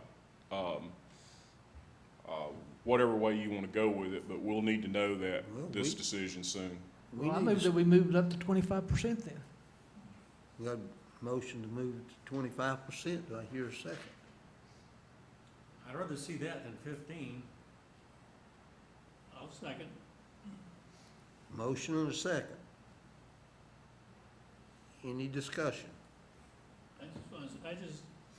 You know, we don't want to make it too easy for small group, a relatively small group, when you're talking about all the people that voted for, in the gubernatorial. So 25% is, I think, a reasonable amount. Mhm. And you also want to make sure that you don't have repeated requests for referendums. That's why I personally like the way VL outlined it earlier, that, you know, you got a 6-year review period, because what you'll have is all this piecemeal to the charter, and that really fragments it, and sometimes it makes it extremely confusing. Because as we've seen tonight, many pieces of the puzzle affect other pieces of the puzzle. So you may change one section of this charter, but it may impact or have ramifications to several different areas. So it is important that the request to, by citizens to have a referendum to amend this, that they're very solid changes and they're not repetitive over and over again, and they're thought through. That's why the question must be sent to the Election Commission first, to say, okay, this is a valid question to put on. You can start getting your signatures on the petition, but anyway, that's something that needs to be decided by you guys. Any other comments? If not, we'll vote for 25. Vote yes for 25% or no. The clerk, please call the roll. Roll call vote. Commissioner Fritz? Aye. Commissioner Smallridge? Aye. Commissioner Ismail? Aye. Commissioner White? Commissioner Mead? Aye. Commissioner Bochamp? And Chairman Stonesifer? Aye. 6 ayes and 2 absent. Okay. Motion passes. And you said we could go with a lower number, date, timeframe to get the, Yeah, the time frame. That's the only other section of that statute that you can alter, 75 To get the days. signatures. To get, once that question is certified by the Election Commission, okay, they have a proper form, they have to endorse or approve the proper form for the petition. It's not just getting a sheet of notebook paper out there. Right. It's actually got the language at the top of it. That clock starts running, and whatever that time period is that you set, that's how long they have to get the signatures back in.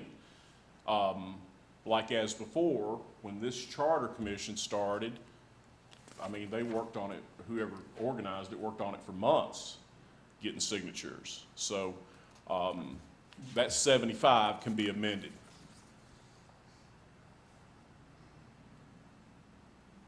I want to throw it out there, then I move that we drop it to 50 days. Is that a motion? I'm thinking more like 60, because we really made it hard by taking it out to 25%. You want to be reasonable, I And think. if we have something that is a really reasonable change, we don't want to make it so hard that we can't make it happen because we can't get enough signatures. Well, you can always bring it through one of the other methods. Yeah. Charter commission initiated, that's true. legislative body initiated. It's not the got- only way to do it. Right. He's made a motion. Right. Do I hear a second to the 50?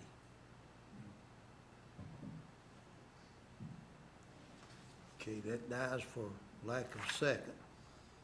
I make a motion for 60 days. 2 months, I think, is a reasonable time if there's actually an earnest reason for doing it. And we have other reasons, and they could come just before county commission and give a reason why they want it done, the commission could vote on it. Mhm. So it isn't like we've blocked it to where it can't happen. Oh, no, you still got other means. You've got at least 3 other means. You've got charter commission initiated, legislative body initiated, or the charter review process over 6 years. Because if one of these petitions goes through in accordance with how we do this, then it ends up costing the county a lot of money. Did we get a second? I'll second. Okay, now, any discussion? Okay, and like, I was just kind of saying that if one of these public petitions goes through, okay, and I think with the 25% in 60 days, I don't think we're making the threshold so high that it's not doable. Because I want it to be doable. I just don't want it to be easy. We make it difficult enough that we're not going to have these things going on all the time. Because once one of these gets started, it ends up costing the county a lot of money. Because they have to run, you have to get this thing on the ballot and all that stuff has to happen. And it can even be a special election. Exactly. So I think it'll work at 25 and 60 days. Jay, I have a question. Is this 60 business days or 60 days Calendar. okay. Good point.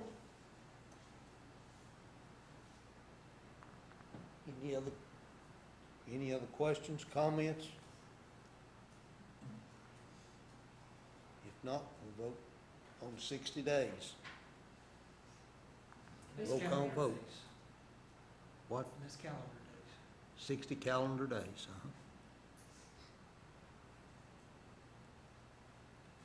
Commissioner Fritz, Commissioner Smallridge, Aye. Commissioner Isbell, Aye. Commissioner Meade, Aye. Commissioner Bochamp, Chairman Stonehouse. Aye. Now, 6 and 2. once you declare this Motion. vote, I have one more comment on this section. Got it passed? Yes.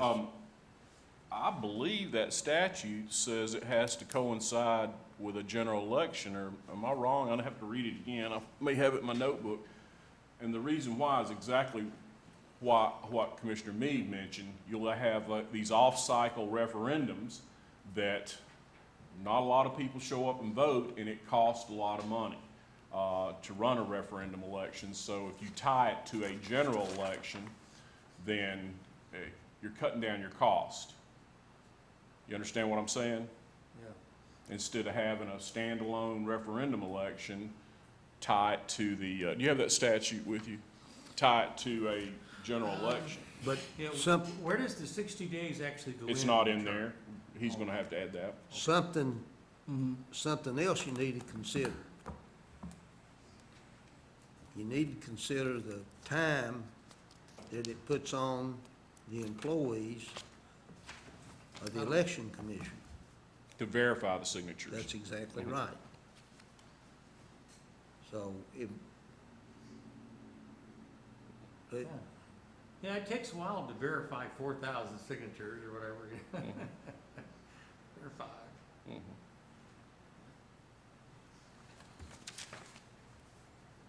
well, then you had to have the wording that it would go on the ballot Right. and that sort of thing, So you need a motion then to tie this to a general election? Yes, sir. Let me make sure we can do that first. I'm Um, hoping I got that statute here. So, just to be clear on where I am on this, last sentence of subsection C, and really B and, not D, but B and C state, shall submit the same to the voters of the county in accordance with 805E, which states, submit any charter amendments certified and delivered to it in accordance with the provisions of this section 805 to the voters of the county at the next regular state or county election. You want to specify county general? Well, the statutes all use the term general election. Okay. Where is that? It's in the fifth line down in E. Okay, I'm looking through the statute here, I've got it.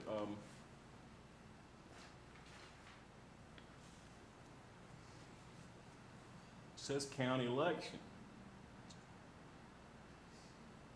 A municipal or county election, so it's not general on this particular statute. But it can't be special for that reason, so. Right, exactly, that's what I'm saying. It has to be a county election. I'm looking at 25151.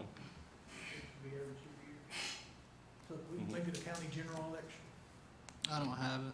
Right, you can't just say general election. It has to be, like the charter statute says general election. This specific state statute says municipal or county election. Whoa, If you want to take, you don't wanna put municipal in there because, Well, there, it's covering both, municipal charters, municipal referendums and county referendums. This one statute is. So municipal wouldn't apply here. This would be a county election because the Right, charter is okay. countywide. You couldn't just tie it to one municipality. It has to be submitted to the entire, voters in the county.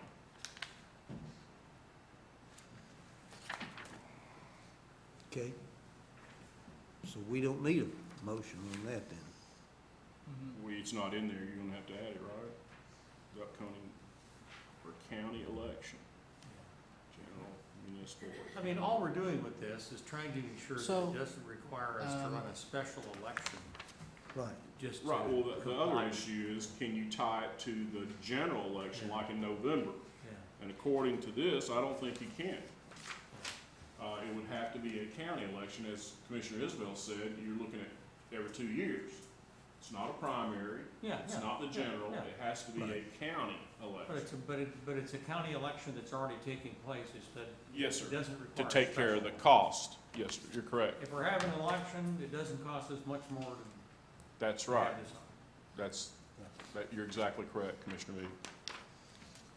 so the fix would be to, in subsection E, just eliminate state or, Right. okay, and just have county. Follow the statute is what I would recommend.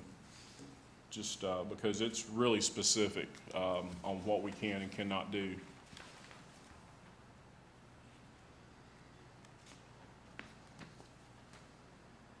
Okay, we're ready to move to 8.06.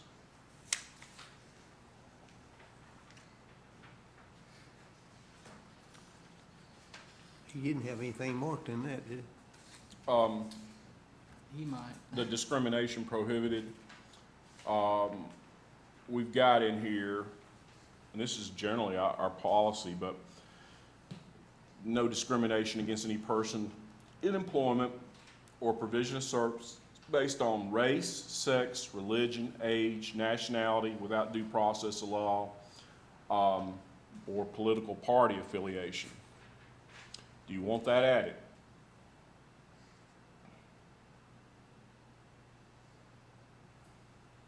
I think we need to, just to clarify. Yeah, I don't like the without due process of law, because that sounds like you can do all that if you make a law that says that.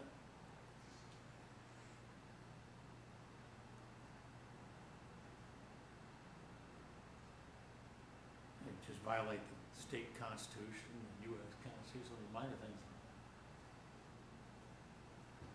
Saber, did you make a motion?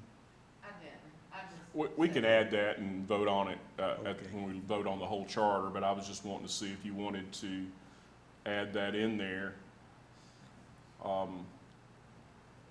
Can anybody think of anything else? I'm gonna have to run this one by HR. They stay in tune with this a lot more. It doesn't have gender, and as we know, gender and sex are not necessarily the same. Is it gender identity, or is it gender? Let's don't open a can of worms. I'm just not there yet. I'm old timey, but okay, I understand.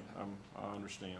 But anyway, we may want to consider that, and I think I'll talk to Kim in HR. She stays attuned with the most recent case law in this area, but Okay. you may want to add political party affiliation, gender discrimination as another one, and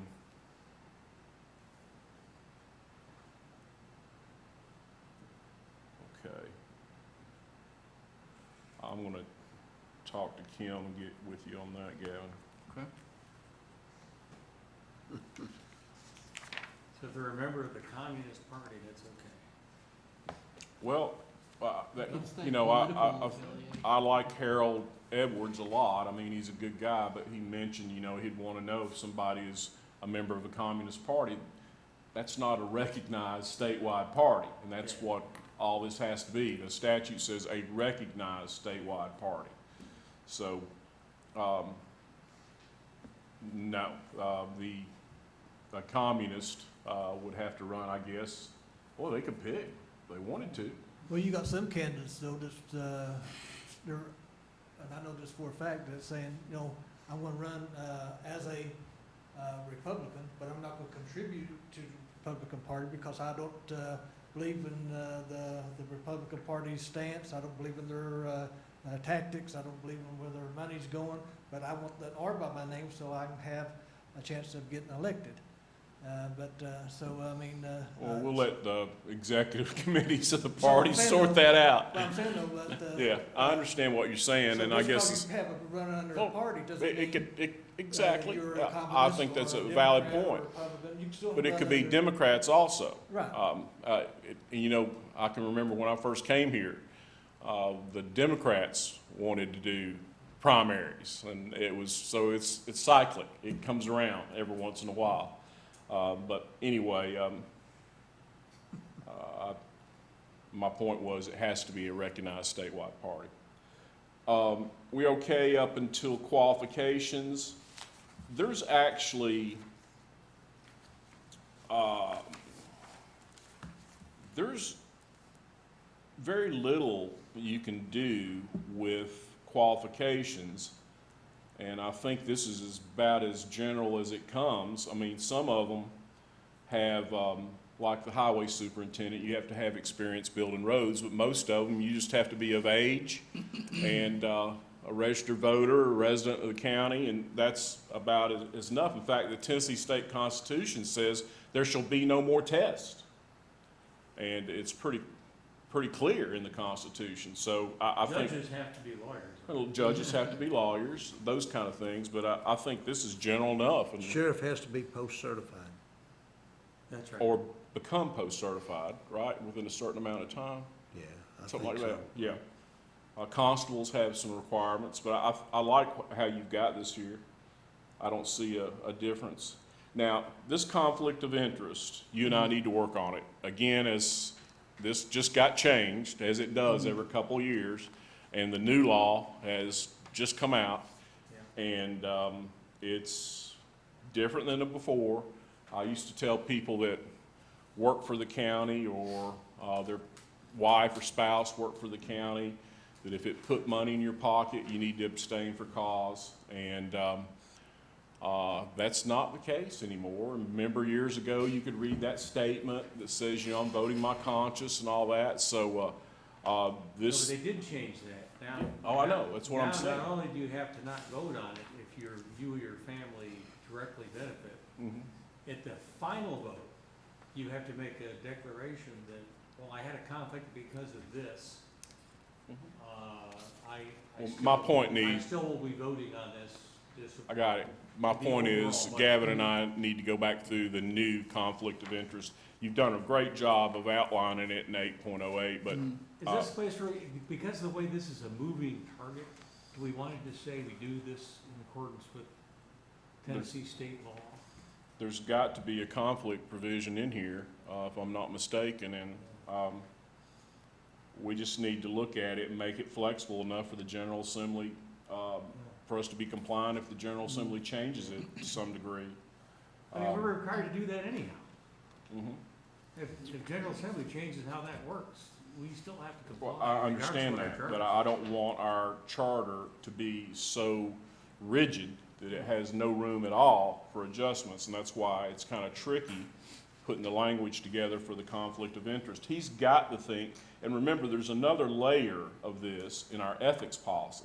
So not only do you have to comply with state law, you have to comply with our ethics policy, and that sometimes, but he's actually taken some language out of our, or look, it's the same language that we use in our ethics policy in subsection B. So let's look at that together. On that, I'll say, from what I could find, this was the recently passed amendment to a conflict of interest statute. Now remember, there's one in 12. There's, well, you got that. You got the 5, and then you So got in Title D- 5 and Title 12. Right. So if you go to subsection D on page 36, that's what I was trying to account for Right. with this one. Yeah, if you want to go over it, and there was another change. I tried to account for the change that I could find in subsection D. It was the Okay. county governing body who is voting on a proposed budget. Then the member must declare the conflict of interest at a meeting prior to the casting of the member's vote, and that's what I've Mhm. provided for in here. If there's anything else I can Okay. include. I'll Then, do your nepotism, that. And that's E. yeah, subsection E, we had this in our personnel policy, but there's one situation that still exists that I know of, and there may be more in the school system. I'm not certain of that, but we agreed when we adopted the personnel policy in 2008 that these situations could remain because the people had over 20 years of service, and there was no prohibition at the time of their hiring. I think there was 3 or 4 when we adopted, and I think we're down to maybe 1 or 2. So we're going to have to accommodate those because we already have at the county commission level. There's no grandfather clause in it? Well, that's what I was going to propose, except those created prior to '08. And that was the last action on the county commission that adopted the nepotism policy and the personnel policy. So we need to make sure that stands. But any other ones going forward, there'd be no nepotism whatsoever. And this is a little bit broader than our nepotism. You've got a foster parent in here, a parent-in-law, foster brother, sister, foster sister, or a family member that resides in the same household. So that could be pretty far removed. It's up to you, this, and the commission. I'll say where I got that language right there is from the state statutes. For the Tennessee State Employees uniform State law. employees, and I think they. Can we substitute the county personnel language, personnel policy? I think that would be more consistent there. The nepotism policy? Is that okay with y'all? I don't want something to be legal and then the other one not be legal. So Right. if we adopted the language of the county personnel policy, I think we're fine.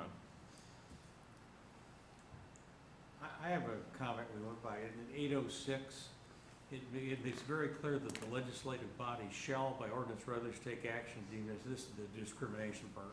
Okay. And then it says, the mayor shall designate an administrative official to enforce ordinance resolutions adopted by the legislative body.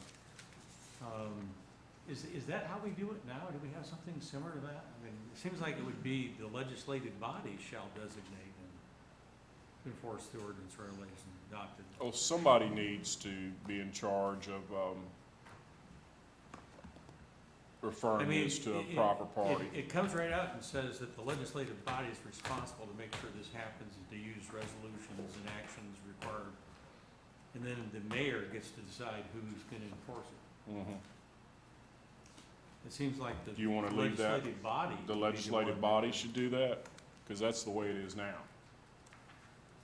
Yeah, I mean, to me, I think we need to, once again, stay with the way we do it now. Okay. And that should be, instead of the mayor The designates who the mayor enforces it, to doesn't the, do that. Now, the mayor can legislative request a review. There's no doubt any departmental head can request a review, but it's the county legislative body that designates.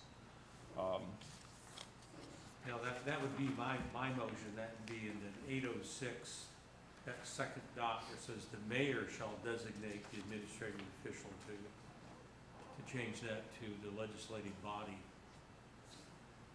You okay with that, Gavin? Yeah, yeah.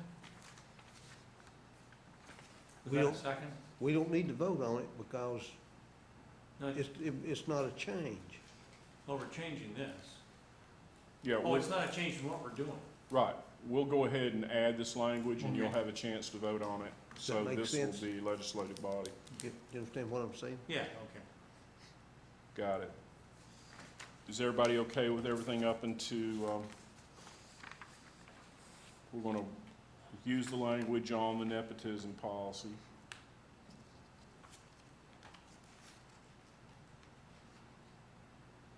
Okay.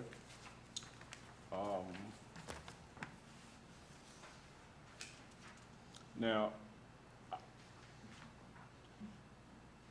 did you have anything other than up till 8.11? You mean after April Yeah. 11? There was the inclusion of the enterprise zone language. I just saw right in that. That's statute, good. yeah. County financial management system, there was Got that. discussion last time that it be included. Right. There's the health service. You got that in there, that you yeah, just gave us the power in case. Right, yeah, That's- that's, if they wanna review that. And then, I've got the effective date as September 1st, 2026. right, and we checked that, there was an issue came up about that, and it, that's when it has to be, because of the, was it the 80 days in there? It has no effect whether it was presented in August or November, there was a question about that. I've got the Appendix A and Appendix B in the very back, Mhm. listing private acts to be kept, private acts to be gotten rid of. I've added this phrase, as they concern purely county affairs. From my understanding, a county commission or a county could not get rid of a private act of the General Assembly if it didn't specifically pertain to only county government.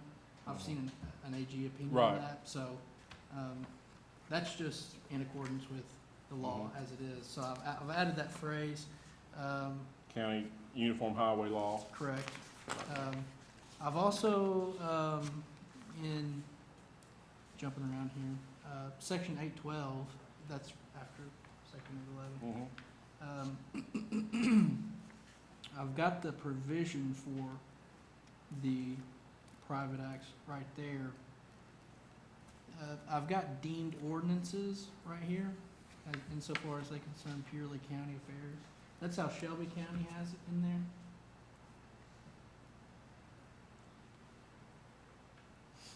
That way, if there's an ordinance book, they can be listed there. I don't know how things are gonna be. Well, what that does is it puts a different way that is contrary to the state law, or I think, the Constitution on how to repeal a private act.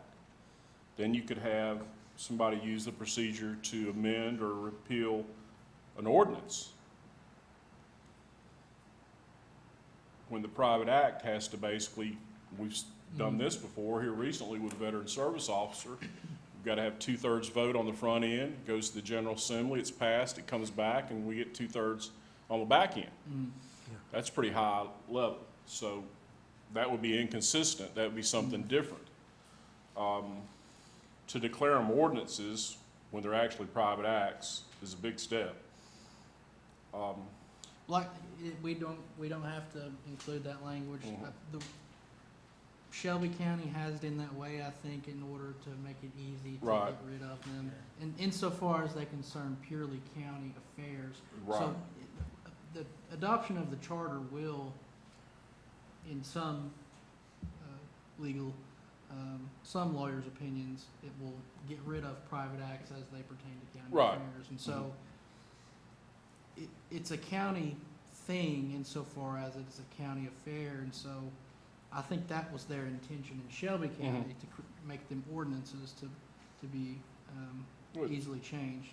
But if that's not something that's Okay, we'll think about that. Right above that, 8.11, no county officer or employee who is compensated for his or her service by salary shall receive additional salary as a member of a county board, commission, authority, or agency. What that would do is it would prevent a county employee who's salary employee from getting any compensation as a member of the county legislative body. Right. Okay, so we usually have one or two on the county I legislative. think that's a huge change. this was the ex officio section. Right, And I think it was mentioned that just deleting ex officio would fix that. There was discussion, I remember, but yeah, if, I'm a firm believer we don't pay our members of the county legislative body enough. I look at how many times I see you guys in the courthouse for meetings, and the small salary that you get is, and then not to mention the number of phone calls you take at the house and the emails, but We just do it for the it is a separate job, totally different than what your salary job is, and I believe that you should be compensated for your work, because it is extra work and it's unrelated to your salary job. And the Fair Labor Standards Act would say you should be compensated by that, because it is totally different than what your salary is if you work for the county. Well, can we just move 8.11? Either that or carve out an exception. I don't know who else, we don't pay anybody other than county legislative body for volunteers on a board. Can anybody think of, I mean, you get reimbursement for your actual expenses on, some of them do, if it's outlined by state statute, but I don't know that we pay anybody to serve on boards or, Like Charter Commission, for instance. yeah, exactly. We've had people on the school board serve on the water authority. We've had people at times. Well, Water Authority is not part of our government. Remember, our private act dispatched that to a separate entity. Yes, but where it gets in conflict, if the legislative body or the mayor appoints, say, a member of the legislative body to serve on the water board, they shouldn't be paid.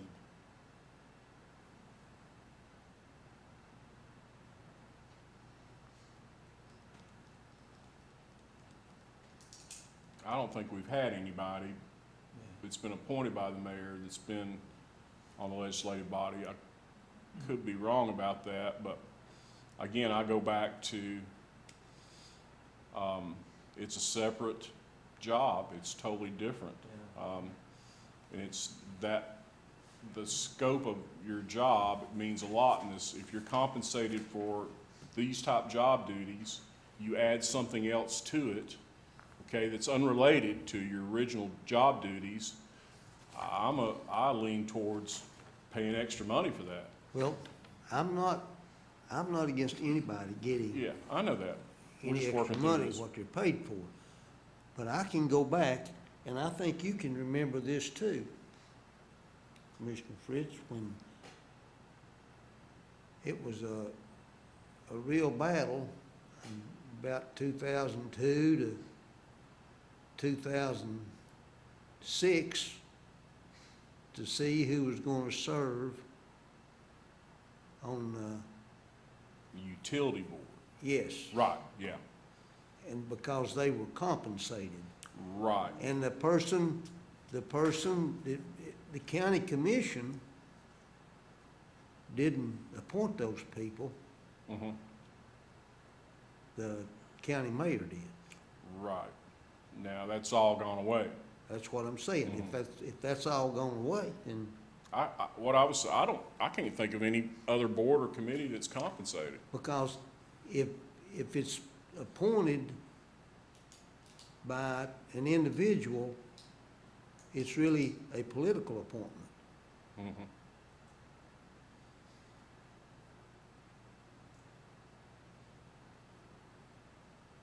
Okay. Any other comments on 8.11? I hate to go back on things, but there's something that, back in the conflict of interest section that I just think we just missed.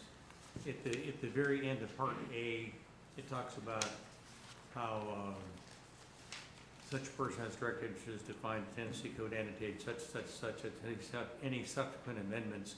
I think we need to add in there, or any new law, or, and any subsequent amendments. Because if the state passes a new law regarding conflict of interest, we still have to comply with it. See what I'm saying? The very end of A, Mhm. Tennessee Code annotated 521.12.4.101. I would say any new other law and because. any subsequent amendments. Not new law. I'd say any other law because there's a conflict provision in the 57 Act, the 81 Act, 91 Act. They're not specified here.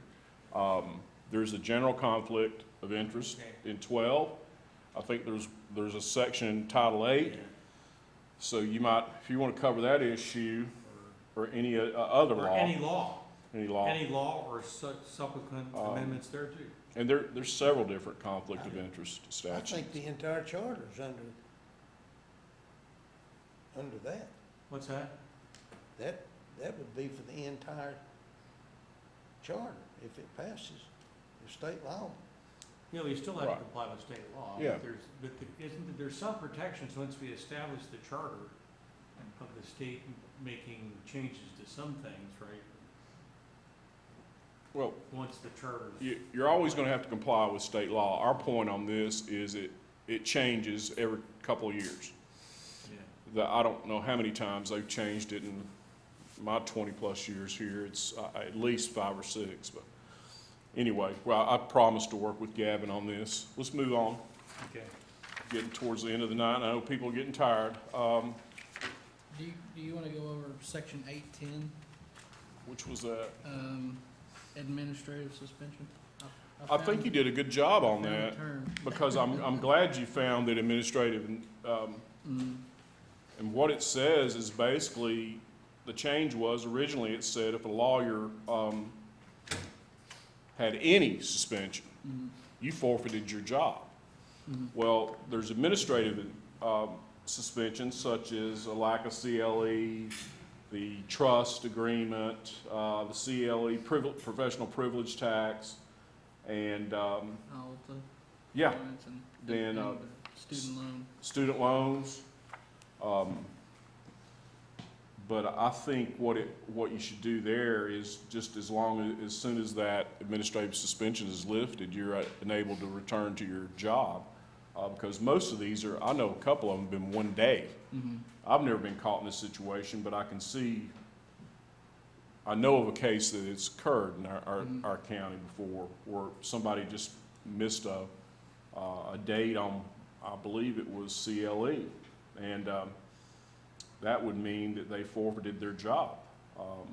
But I like you've got it. I'm glad you found the suspension, administrative suspension definition. That helps a lot. Any questions on that? That's for attorneys that work for the county. Now, if you're disbarred or suspended for anything other, you forfeit your job basically. Because you can't, if it's a requirement of your job, it's like the security clearance for the labs. If you lose your security clearance for the labs, then you're out of a job. Okay. Got the health service, I'm glad you put that in. Civil service, enterprise zones, pension benefits retained. Got the public records, we're following state law on that. Open Meetings Act, severability, highway law, financial management. On that repeal contrary laws, I think that's, on that, this charter shall occupy the entire field. Oh, fine, yeah. I got a couple of these. Okay. Section 9.02 right there, I included ordinances. I thought like you did, counties couldn't do ordinances, but apparently some of them do. One county has Right, ordinances. So they do. I didn't know if Anderson County did that, but I'll delete that now that they, Yeah. now that you said that. Zoning's not changed. All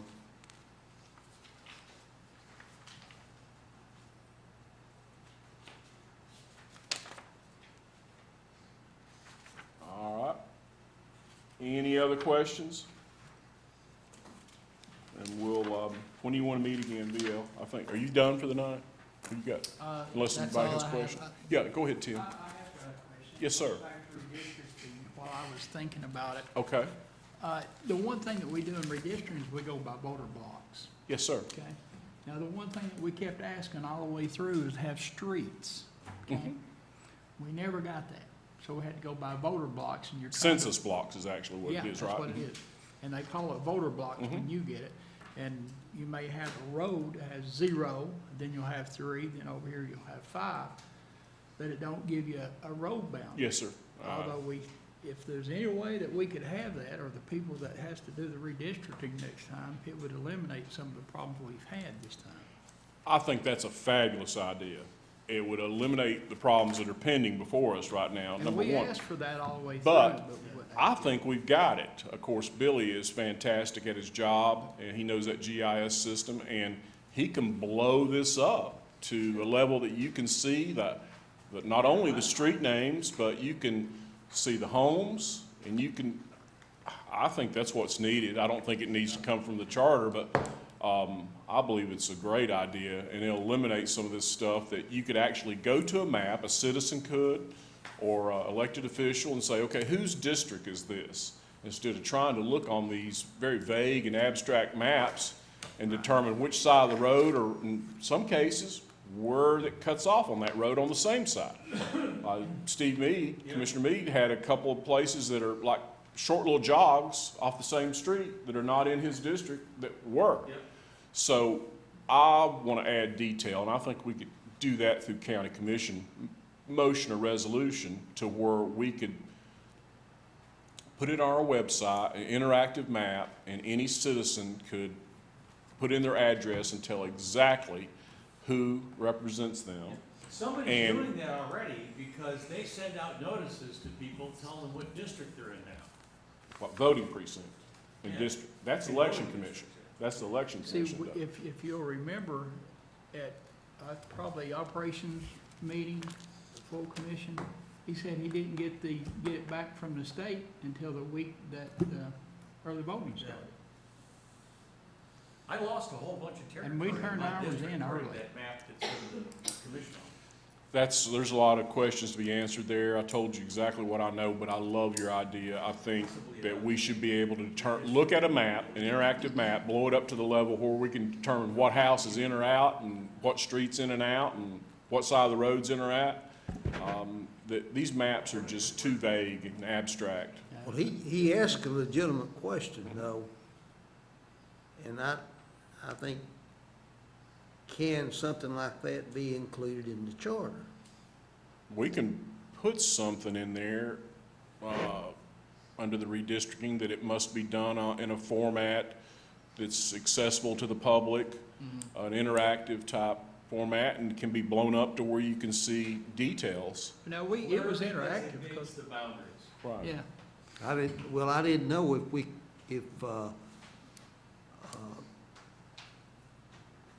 we could put anything in here relative to the election commission. The redistricting is a creature of the county legislative body. Now, I didn't realize here recently, I always thought the voting precincts were in the purview of the election commission. I was wrong on that. Two, and the primary date was, that evidently is by law, is legislative body. But anyway, I like the idea. You want to try to put something in there that we want exceptional detail and the ability for a citizen or elected official to know exactly what commission district they're in, and maybe even the constable districts that are different. But I think that's very important that we be able to do that. And the current maps that we've got printed don't do it, but I believe we have all that. I know Billy's got an overlay that has fire hydrants on it. He's got all kinds of different utility overlays, but he can pull it up. You can look at the interactive maps on the state Tennessee Real Estate Assessment Data website. You can pull it up to, I mean, minor details. It shows small ponds, creeks, everything. You can even switch it over to the overhead view off satellite and see an actual photo. So I think the more detail, the better. And some of the complaints that I got was from all over the county is they didn't get their new voter's registration card until they actually went to vote. Yeah, I've heard that. I think the law says 10 days or 2 weeks, something like that. And I had people complain or call the Yeah, office that's not and enough. say that, hey, I just got this.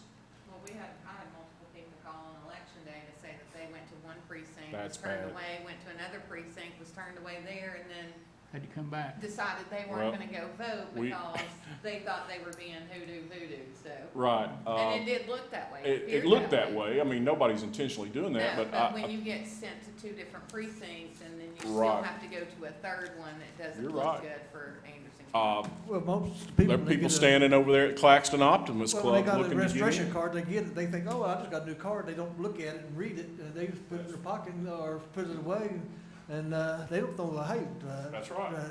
we've been changed. I say, you wouldn't believe how many people we saw going in to the community center down there, and wasn't nobody Looking to there. vote. There was people parked over there. They'd been voting at the Claxton Community Center for years, and there's no precinct there anymore. Probably what they should do is when they send out somebody's been changed, it should be highlighted in a Yeah. different way. I have a question. Did this conclude your all's Right. thing for tonight? Now, next You got question, anything else? No, I'm next question is, when would we have things ready for? I think 2 weeks, don't you? Yeah. I don't see anything. Do you want to set another meeting within 2 weeks? Well, what we voted on before, it would have been on the 15th, Okay. and that would be next week. Is that too But- close? I won't be able to be here. Okay. I can't be here on the 15th. The I next got a week, conflict. I can't be here. I'm getting my other hip replaced, so, but, Gavin could probably be here. It's up to you. as far as I know, I'm available, so. Well, but we don't need to have a meeting if 1 week is too little of a turnaround to have information. That's true. I've got I want to reach out to the school system and to HR. Have to be a Wednesday or something. Yeah. How about the 29th, Wednesday the 29th? Well, we meet the next Monday then, don't we? Yeah. It would have to be either the 22nd or. No, we won't meet that Monday, it's July 4th. Okay. Yeah. All right, that may be good. Well, it's up to y'all, but It's a I holiday. can be there. Meet the 29th and not meet on July 4th. What's your schedule look like?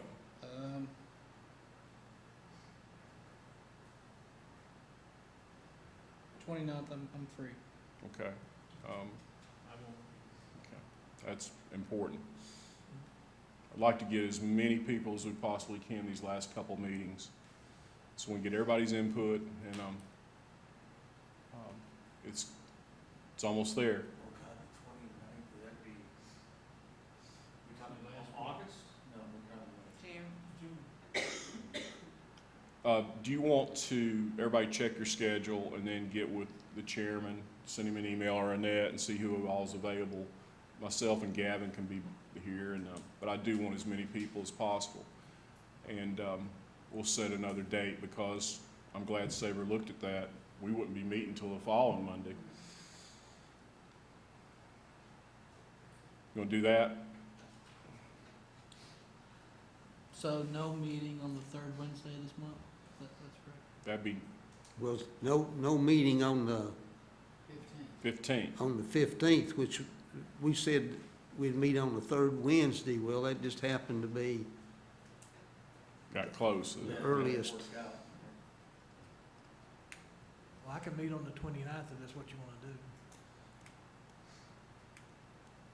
Tim, how many, I was thinking when we were talking about commissioners that serve on multiple boards, how many committees and do you serve on? It's got to be, I thought Doug Hahn served the most, but you've got to be on at least 7 to 9.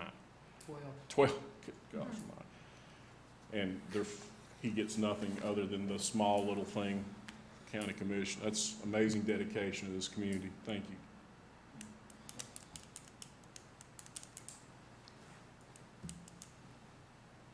I'll try to get out an email to see. Thank you, sir.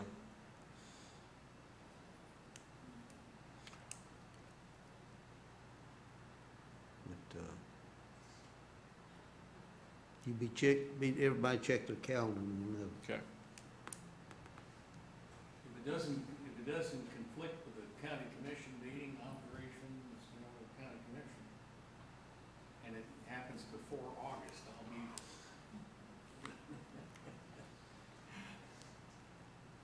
Any other business?